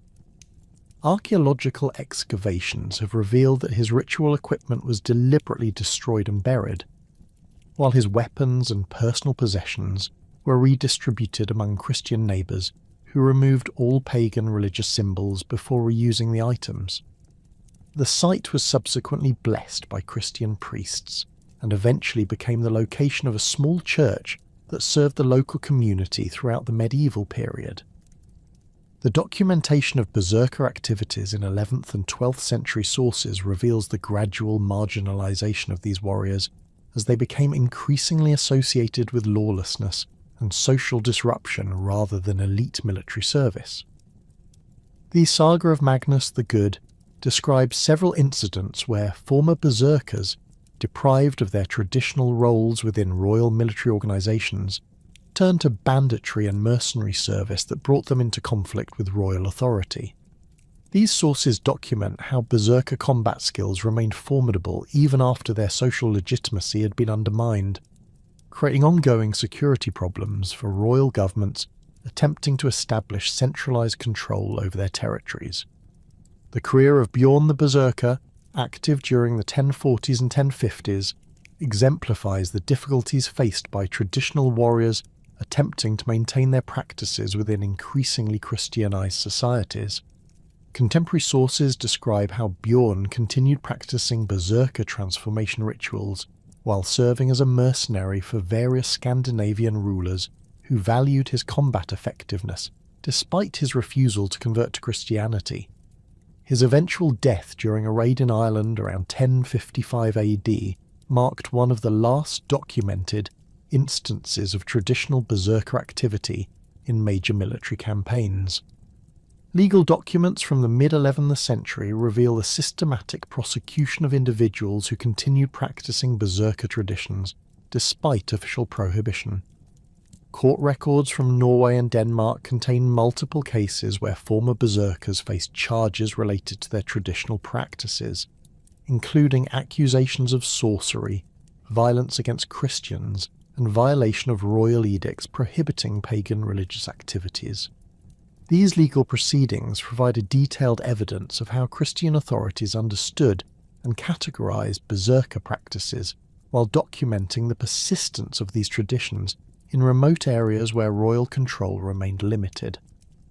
The economic disruption caused by the suppression of berserker traditions affected entire communities that had previously depended on these warriors for protection and military leadership. Archaeological evidence from rural settlements in Norway and Sweden reveals economic decline during the 11th century as traditional warrior farmers abandoned their holdings to avoid religious persecution or legal prosecution. The specialised craftsmen who had produced berserker equipment and ritual paraphernalia faced particular hardship as demand for their services disappeared, forcing many to emigrate or adapt their skills to Christian religious art and conventional weapon production. The international dimension of berserker decline involved the systematic exclusion of these warriors from the military organisations that had traditionally employed their services. The Byzantine Empire, which had recruited Scandinavian warriors for the Varangian Guard throughout the 10th and early 11th centuries, began requiring Christian conversion and oath-taking ceremonies that explicitly renounced pagan practices. Contemporary Byzantine sources describe how berserker applicants who refused these requirements were denied service, effectively ending their access to lucrative mercenary opportunities that had previously sustained many traditional warriors. The transformation of military technology during the 11th and 12th centuries created additional pressures that reduced the battlefield effectiveness of traditional berserker tactics. The increasing use of crossbows, improved armour design, and more sophisticated fortification techniques created combat environments where berserker advantages in individual combat and psychological warfare became less decisive. Military commanders found that disciplined infantry formations and coordinated cavalry charges proved more effective than berserker shock tactics, reducing the demand for these specialised warriors even among leaders who might have been willing to overlook their religious practices. The final documented appearances of traditional berserkers occurred during the Norwegian civil wars of the 12th century, where desperate faction leaders recruited any available warriors regardless of their religious affiliations. The saga of the Sons of Magnus describes several berserkers who fought during these conflicts, but portrays them as anachronistic figures whose traditional practices seemed increasingly out of place in contemporary military contexts. These sources suggest that even sympathetic commanders found berserker warriors difficult to integrate into military organisations that had adapted to new tactical requirements and religious sensibilities. The cultural memory of berserker traditions persisted long after their practical extinction, preserved in modified forms through saga literature, folk tales, and artistic representations that stripped away their pagan religious associations, while maintaining their appeal as symbols of warrior prowess and supernatural ability. This cultural transformation allowed Scandinavian societies to maintain connections to their martial heritage while adapting to new religious and social frameworks that emphasize Christian virtue and royal authority over individual supernatural enhancement. The gradual transformation of berserker terminology during the 12th and 13th centuries marked a fundamental shift in how Scandinavian societies understood and categorized violent behavior. Legal documents from this period reveal that the term berserkir increasingly appeared in context divorced from its original religious and military associations, becoming instead a general designation for criminals who employed excessive violence or claimed supernatural justification for their actions. The earliest examples of this semantic evolution appear in Norwegian court records from the 1140s, where individuals described as berserkers faced prosecution for assault, theft, and extortion rather than violations of religious law or military misconduct. The Gragas, the comprehensive legal code that governed medieval Iceland from approximately 1117 to 1262, contains the most detailed surviving regulations addressing berserker-type behaviour within a Christian legal framework. Section 155 of the Gragas specifically addresses berserksganga as a criminal offence, punishable by full outlawry, the most severe penalty available under Icelandic law. The legal text describes berserkergang not as a religious practice or military tactic, but as a form of violent madness that threatened public order and individual safety. The law requires witnesses to testify about specific behavioural indicators, including uncontrolled trembling, facial swelling, and inhuman vocalizations that preceded violent episodes. The legal definition provided in the Gragas reveals sophisticated understanding of the psychological and physical manifestations associated with berserker transformation, while completely rejecting any supernatural or divine explanations for these phenomena. The code treats berserkergang as a medical condition that could affect any individual regardless of their religious beliefs or military training, requiring legal intervention to protect society from dangerous individuals who could not control their violent impulses. This medicalization of berserker behavior reflected broader medieval trends toward rational explanation of psychological disorders while maintaining the practical need to regulate violent crime. Contemporary court records from the Althing, Iceland's National Assembly, document numerous cases where the berserker gang provisions of the Gragas were applied to prosecute violent criminals. The case of Thorstein Egilsson in 1156 provides detailed evidence of how legal authorities investigated and prosecuted alleged berserker behaviour. Witnesses testified that Thorstein had displayed the characteristic physical signs of berserker gang before attacking several neighbours during a property dispute, causing serious injuries while claiming that spirits had possessed him. The court rejected his supernatural defence, ruling that his behaviour constituted criminal assault regardless of any claimed spiritual influences. The legal proceedings against Thorstein reveal the evidentiary standards that medieval courts applied when evaluating berserker-related crimes. Prosecutors were required to demonstrate that the defendant had exhibited specific physical and behavioural symptoms before committing violent acts, including testimony from multiple witnesses about trembling facial changes and altered speech patterns.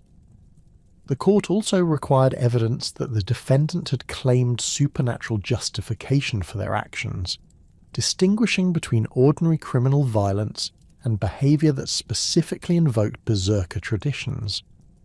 These evidentiary requirements reflect sophisticated legal thinking about the relationship between mental state and criminal responsibility. Norwegian legal developments during the reign of King Magnus VI established similar frameworks for prosecuting berserker-type violence, while adapting Icelandic precedents to Norwegian political and social conditions. The Landslov of 1274 contains provisions that specifically address individuals who claimed divine inspiration or animal transformation as justification for violent behaviour. The Norwegian approach differed from Icelandic law by treating such claims as blasphemy against Christian doctrine rather than simply criminal assault, reflecting the stronger royal authority and more centralised religious control that characterised 13th century Norway. Danish legal codes from the same period demonstrate yet another approach to regulating berserker-type behaviour, emphasising the threat that such individuals pose to royal authority and public order. The Jutlandic law, codified around 1241, contains provisions that treat berserker violence as a form of treason when committed by individuals who had previously served in royal military forces. This legal framework reflected Danish concerns about former military personnel who might use their combat training and claims of supernatural ability to challenge royal authority or terrorise local populations. The transformation of berserkers from honoured warriors to legal outcasts involved complex social processes that extended beyond simple religious conversion or legal prohibition. Archaeological evidence from 12th and 13th century settlement sites reveals the gradual exclusion of individuals associated with berserker traditions from normal community activities. Excavations at farmsteads in western Iceland show the systematic destruction of buildings and artifacts associated with families that had maintained berserker traditions, suggesting that social pressure complemented legal sanctions in eliminating these practices from medieval Scandinavian society. The case of the Svinafell berserkers, documented in multiple 13th century sources, illustrates how entire family groups could become marginalised when they refused to abandon traditional practices. The Svinafell family had maintained berserker traditions for several generations, with family members serving as mercenaries and bodyguards for various Icelandic chieftains. During the 1220s, as Christian influence strengthened and legal restrictions tightened, the family found themselves increasingly isolated from their neighbours and unable to find legitimate employment.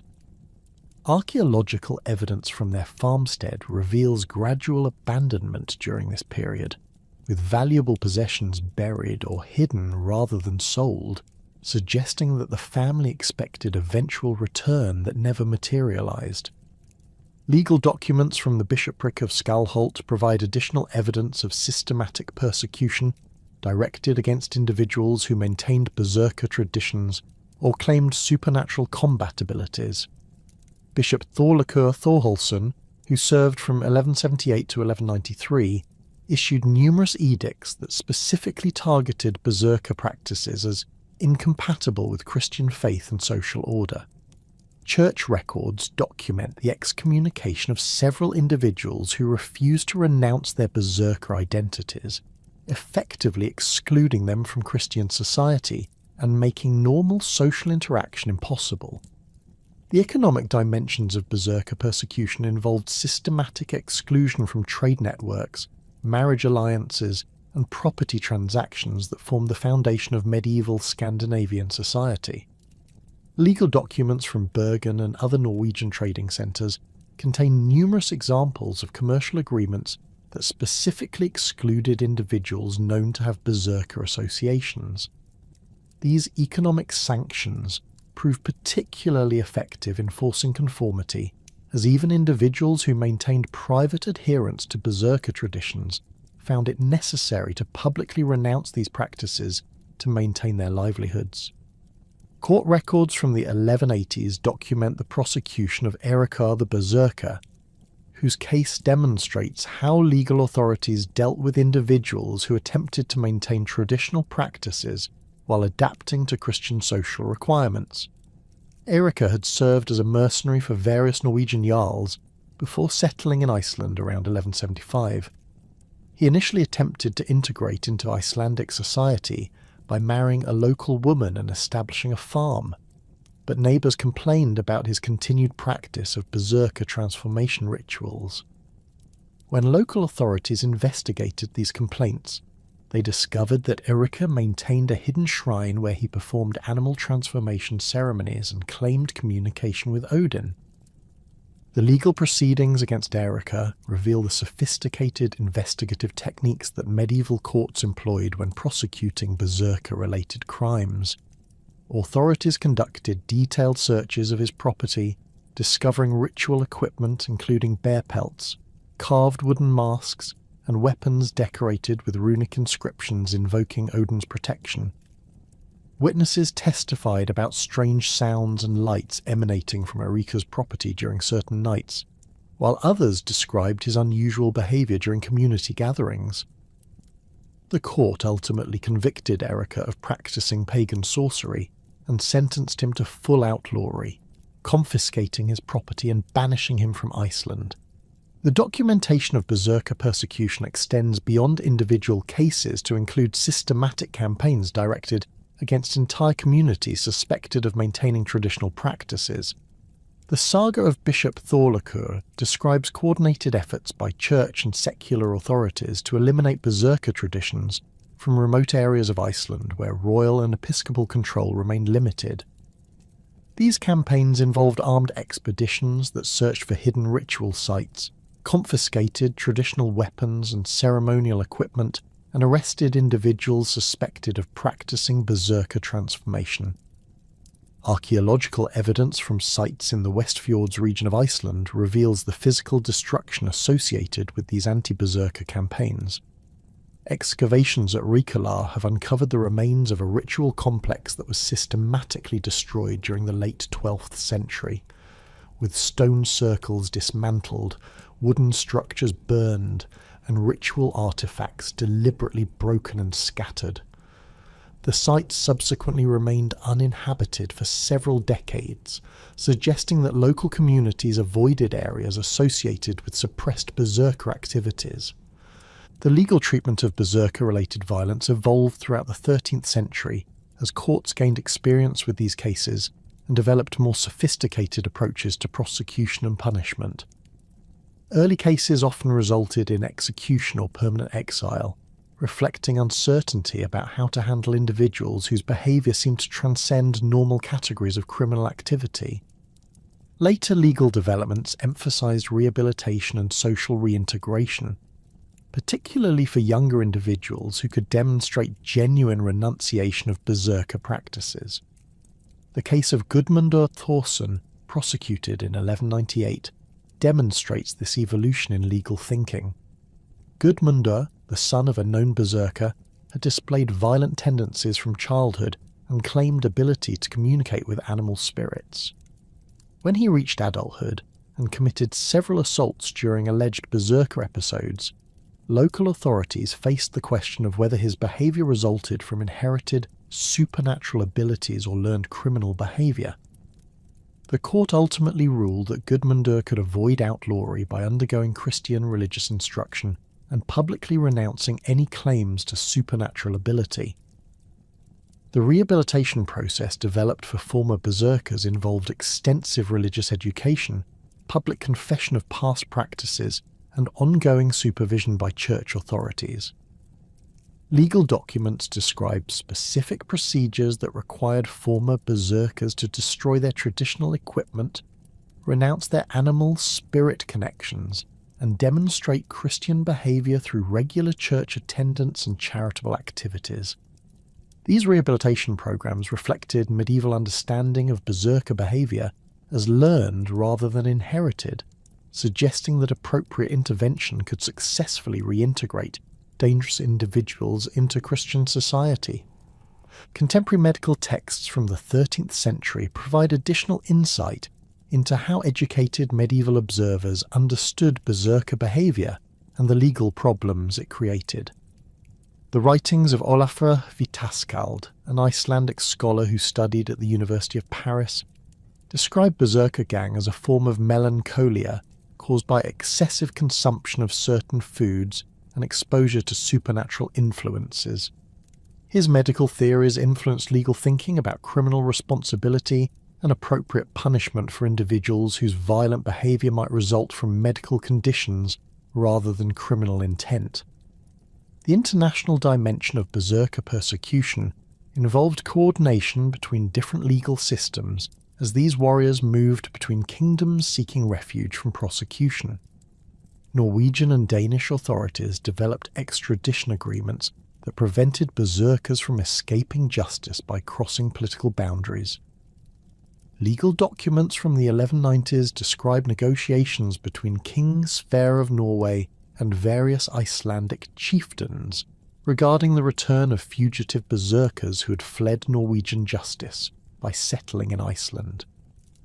The final phase of berserker persecution during the early 13th century involved systematic efforts to eliminate not only active practitioners, but also the cultural memory and material artifacts associated with these traditions.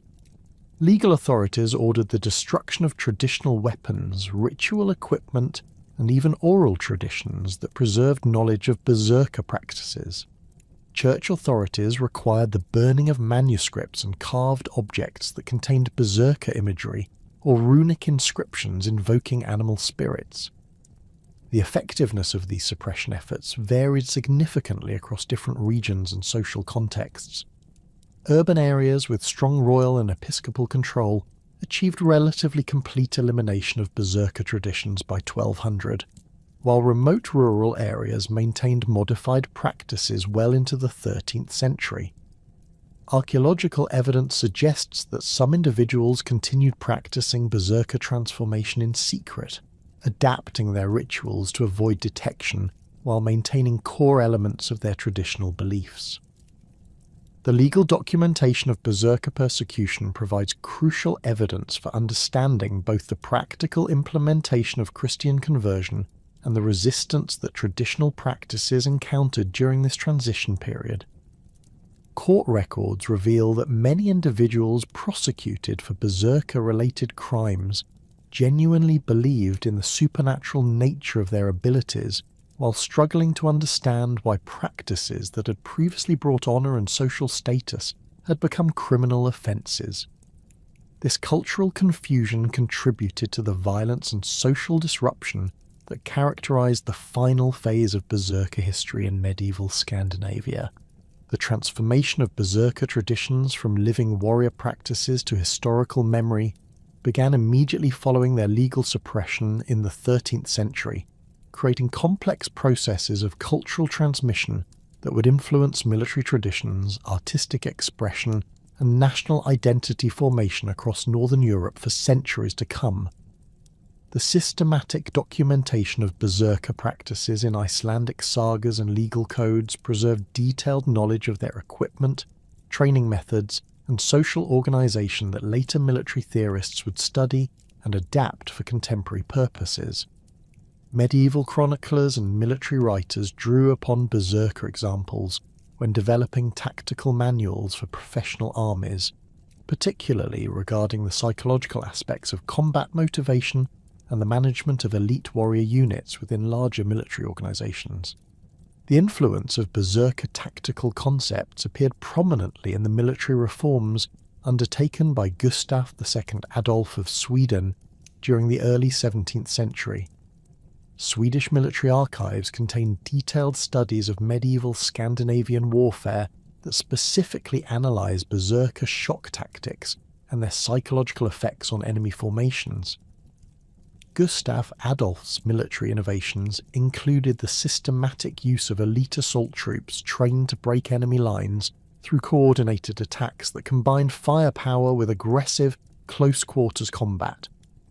These stormtroops received specialised training that emphasised psychological preparation, unit cohesion, and the cultivation of aggressive mindset that military theorists explicitly connected to historical Berserker traditions. The organisational structure of Gustav Adolf's elite units reflected careful study of Berserker Brotherhood systems documented in medieval sources. Military regulations from this period describe selection criteria that emphasise not only physical prowess and combat skills, but also psychological characteristics including aggression, loyalty to unit members, and ability to maintain effectiveness under extreme stress. Training regimens incorporated elements derived from Berserker practices including isolation exercises, stress conditioning, and group bonding activities designed to create the intense unit loyalty that had characterised medieval warrior brotherhoods. Danish military developments during the same period demonstrated similar interest in adapting Berserker traditions to contemporary warfare. The military reforms of Christian IV included establishment of specialised assault companies that drew explicitly upon historical Berserker models while adapting them to gunpowder warfare requirements. Danish military manuals from the 1620s described training procedures that combined traditional Berserker psychological conditioning with modern weapons training, creating hybrid warrior units that maintained the aggressive mindset of their medieval predecessors while employing contemporary military technology. The influence of Berserker traditions extended beyond Scandinavian military organisations to affect broader European military culture during the early modern period. Military theorists across Europe studied medieval Scandinavian warfare as part of broader investigations into the psychological dimensions of combat effectiveness. French military academies incorporated Berserker case studies into their curricula on military psychology, while Prussian staff officers analysed Berserker tactical deployment when developing doctrine for elite military units. These studies contributed to the development of modern military psychology and the systematic understanding of combat stress, unit cohesion, and leadership under extreme conditions. Archaeological discoveries during the 19th and 20th centuries provided unprecedented insight into the material culture and social organisation of historical Berserker warriors, fundamentally transforming scholarly understanding of these traditions, while generating new interpretations that often reflected contemporary political and cultural concerns. The excavation of major Viking Age sites, including Birka, Hedeby, and Trelleborg, revealed extensive evidence of specialised warrior equipment, training facilities, and burial practices that confirmed many details preserved in saga literature, while contradicting romantic interpretations that had dominated earlier scholarship. The discovery of the Mammen burial in 1868 provided the first definitive archaeological evidence of high-status Berserker equipment, revealing the sophisticated craftsmanship and expensive materials associated with elite warrior gear. The burial contained a magnificent battle axe with silver inlay depicting complex animal interlace patterns, along with textile fragments that preserved evidence of bear fur clothing and leather equipment decorated with metal fittings shaped like animal claws. Chemical analysis of the axe blade revealed advanced metallurgical techniques that produced superior cutting performance, while microscopic examination of the textile remains confirmed the use of specially prepared bear pelts that retained their spiritual significance through careful preservation methods. Subsequent discoveries at sites like Repton, Kilmainham, and Island Bridge reveal the international scope of berserker activities during the Viking Age, while documenting regional variations in equipment and burial practices. The Repton burial ground, associated with the Great Heathen Army's winter quarters in 874 AD, contained numerous warrior graves with distinctive weapon assemblages that included oversized axes, specialized spears, and animal-themed personal ornaments. Isotopic analysis of skeletal remains from these burials revealed that many of the warriors had originated in different regions of Scandinavia, suggesting that berserker units recruited members from across the Norse world, rather than relying solely on local warrior traditions. The application of modern scientific techniques to berserker archaeological materials has provided crucial insights into the practical aspects of their transformation practices and combat effectiveness. Microscopic analysis of weapon edges from berserker graves reveals distinctive wear patterns that confirm the use of specific combat techniques described in saga literature, while chemical analysis of residues from drinking vessels has identified plant compounds that may have been used to enhance psychological preparation for battle. Skeletal analysis reveals evidence of intensive physical training that produced distinctive bone modifications, while dental analysis indicates dietary practices that align with fasting regimen as described in historical sources. Contemporary popular culture representations of berserkers demonstrate both the enduring fascination with these warrior traditions and the systematic distortion of historical reality that occurs when ancient practices are adapted for modern entertainment purposes. Hollywood films, television series, and video games typically portray berserkers as primitive savages who fought naked while under the influence of hallucinogenic drugs, creating dramatic visual spectacles that bear little resemblance to the sophisticated warrior culture documented in historical and archaeological sources. These popular representations emphasize sensational elements including extreme violence, supernatural transformation, and primitive behavior while ignoring the complex religious, social, and military frameworks that actually governed berserker practices. The television series Vikings exemplifies both the potential and limitations of popular media attempts to portray berserker traditions. The series incorporates some historically accurate elements, including the use of specialized weapons, animal symbolism, and pre-battle rituals, while simultaneously perpetuating misconceptions about berserker behavior and social organization. The show's portrayal of berserkers as unpredictable individuals who could transform spontaneously during combat reflects modern psychological interpretations rather than historical evidence, which indicates that berserker transformation required extensive preparation and occurred within controlled ritual frameworks. Video game representations of berserkers typically emphasize their combat effectiveness while completely divorcing them from their historical, religious, and social contexts. Games like Assassin's Creed Valhalla and God of War present berserkers as boss enemies or playable character types, defined primarily by their enhanced combat abilities and distinctive visual appearance. These representations focus on gameplay mechanics that allow players to experience enhanced strength and reduced damage while ignoring the complex spiritual preparation, social obligations, and cultural significance that defined historical berserker traditions.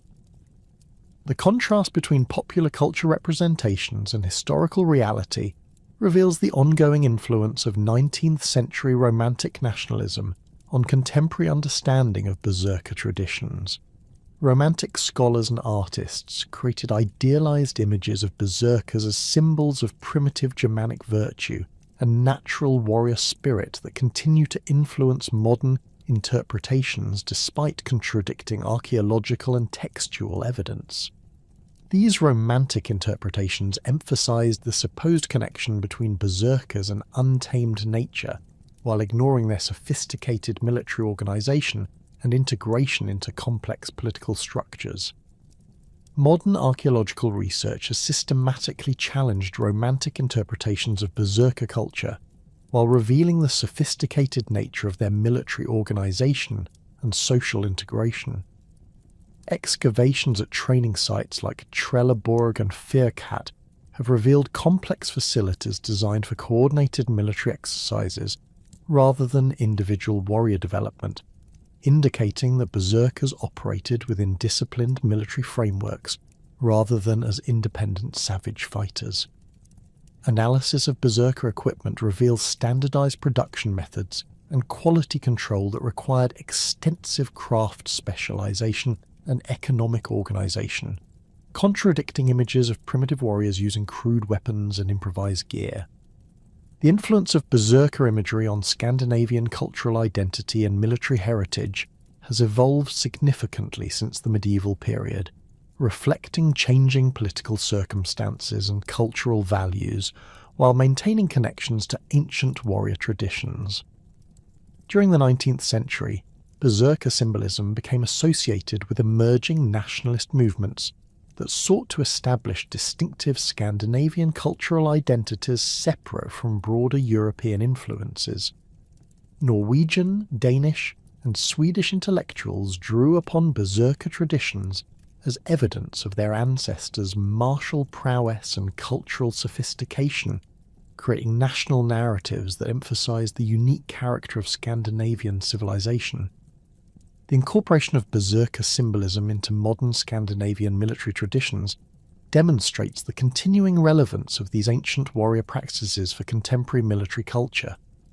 The Norwegian Army's Telemark Battalion, which specializes in Arctic warfare and special operations, incorporates bear symbolism derived from berserker traditions into its unit insignia and ceremonial practices. Training exercises emphasize the psychological conditioning and unit cohesion that characterized historical berserker brotherhoods, while maintaining modern professional military standards and ethical frameworks. Danish military traditions similarly incorporate berserker heritage through ceremonial practices and unit designations that honor historical warrior culture while adapting it to contemporary military requirements. The Danish Royal Guard maintains ceremonial weapons and equipment that reference medieval berserker traditions, while Special Forces units employ training methods that draw upon historical knowledge of berserker psychological preparation and combat effectiveness. These modern adaptations demonstrate the continuing relevance of berserker tactical concepts while maintaining clear distinctions between historical practices and contemporary military professionalism. Swedish military heritage preservation includes extensive documentation and display of berserker archaeological materials in military museums that educate contemporary soldiers about their historical predecessors while promoting understanding of Swedish military traditions. The Army Museum in Stockholm contains comprehensive exhibitions that present berserker culture within its proper historical context, emphasizing their role as elite professional warriors rather than primitive savages. These educational programs help contemporary military personnel understand the evolution of Swedish military culture while fostering pride in their historical heritage. The academic study of berserker traditions has evolved dramatically since the early 20th century, as scholars have gained access to new archaeological evidence and developed more sophisticated analytical methods for interpreting historical sources. Early academic work was heavily influenced by Romantic nationalism and primitive psychology theories that portrayed berserkers as examples of evolutionary throwbacks or psychological aberrations. Contemporary scholarship emphasizes the sophisticated nature of berserker culture and their integration into complex political and military systems, while acknowledging the genuine psychological and physiological aspects of their transformation practices. Modern interdisciplinary research combines archaeological evidence with insights from psychology, neuroscience, and military studies to develop comprehensive understanding of berserker practices and their historical significance. Neurological research has identified plausible mechanisms for the altered states of consciousness described in historical sources, while psychological studies of modern military personnel provide insights into the group dynamics and stress responses that characterized berserker units. These scientific approaches have validated many aspects of Berserker practices while eliminating supernatural explanations that dominated earlier interpretations. The international scholarly community has developed sophisticated methodologies for analysing Berserker traditions that avoid both romantic idealization and dismissive skepticism. Comparative studies examine Berserker practices alongside similar warrior traditions from other cultures, revealing common patterns in elite military organisation and psychological conditioning that transcend specific cultural contexts. These comparative approaches have demonstrated that Berserker traditions represent sophisticated adaptations to specific military and social requirements, rather than unique expressions of Scandinavian cultural characteristics. The preservation of Berserker archaeological materials and historical sites has become a priority for Scandinavian cultural heritage organisations that recognise their importance for understanding medieval military culture and social organisation. Major archaeological sites including Birka, Trelleborg and Gamla Uppsala receive extensive conservation funding and public interpretation programs that present Berserker culture within its proper historical context. These preservation efforts ensure that future generations will have access to authentic archaeological evidence rather than relying solely on popular culture representations or romantic interpretations. Educational programs in Scandinavian schools increasingly incorporate accurate information about Berserker traditions as part of broader curricula on medieval history and cultural heritage. These programs emphasize critical analysis of historical sources and archaeological evidence, while encouraging students to distinguish between historical reality and popular culture representations. Educational materials present Berserker culture as one aspect of complex medieval societies rather than as isolated examples of primitive warrior behaviour. The lasting impact of Berserker traditions on European military culture extends far beyond their historical period of activity, influencing concepts of elite military service, unit cohesion, and combat psychology that remain relevant for contemporary military organisations. Modern special forces training incorporates psychological conditioning techniques that parallel Berserker practices, while military leadership development programs study Berserker brotherhood organisation as examples of effective small unit leadership and team building. These contemporary applications demonstrate the enduring relevance of Berserker innovations in military organisation and combat effectiveness. The Berserker phenomenon represents one of the most sophisticated examples of pre-modern military psychology and elite warrior organisation, combining religious belief, physical conditioning, and tactical innovation in ways that maximize combat effectiveness while maintaining social integration. Their transformation from honoured elite warriors to persecuted outcasts reflects broader changes in European society as centralised monarchies and Christian institutions replace decentralised warrior cultures with more regulated military organisations. The careful documentation of their practices in saga literature and legal codes, combined with extensive archaeological evidence, provides unprecedented insight into the complex relationships between religion, warfare, and social organisation in medieval Scandinavia. Modern understanding of Berserker traditions continues to evolve as new archaeological discoveries and analytical techniques reveal additional aspects of their culture and historical significance. The systematic study of these warrior traditions contributes not only to knowledge of medieval Scandinavian history, but also to broader understanding of military psychology, religious practice, and social change in pre-modern European societies. The Berserkers remain compelling figures not because of romantic fantasies about primitive warriors, but because their sophisticated adaptation of psychological, spiritual, and tactical innovations created military effectiveness that influenced European warfare for centuries after their disappearance from the historical record.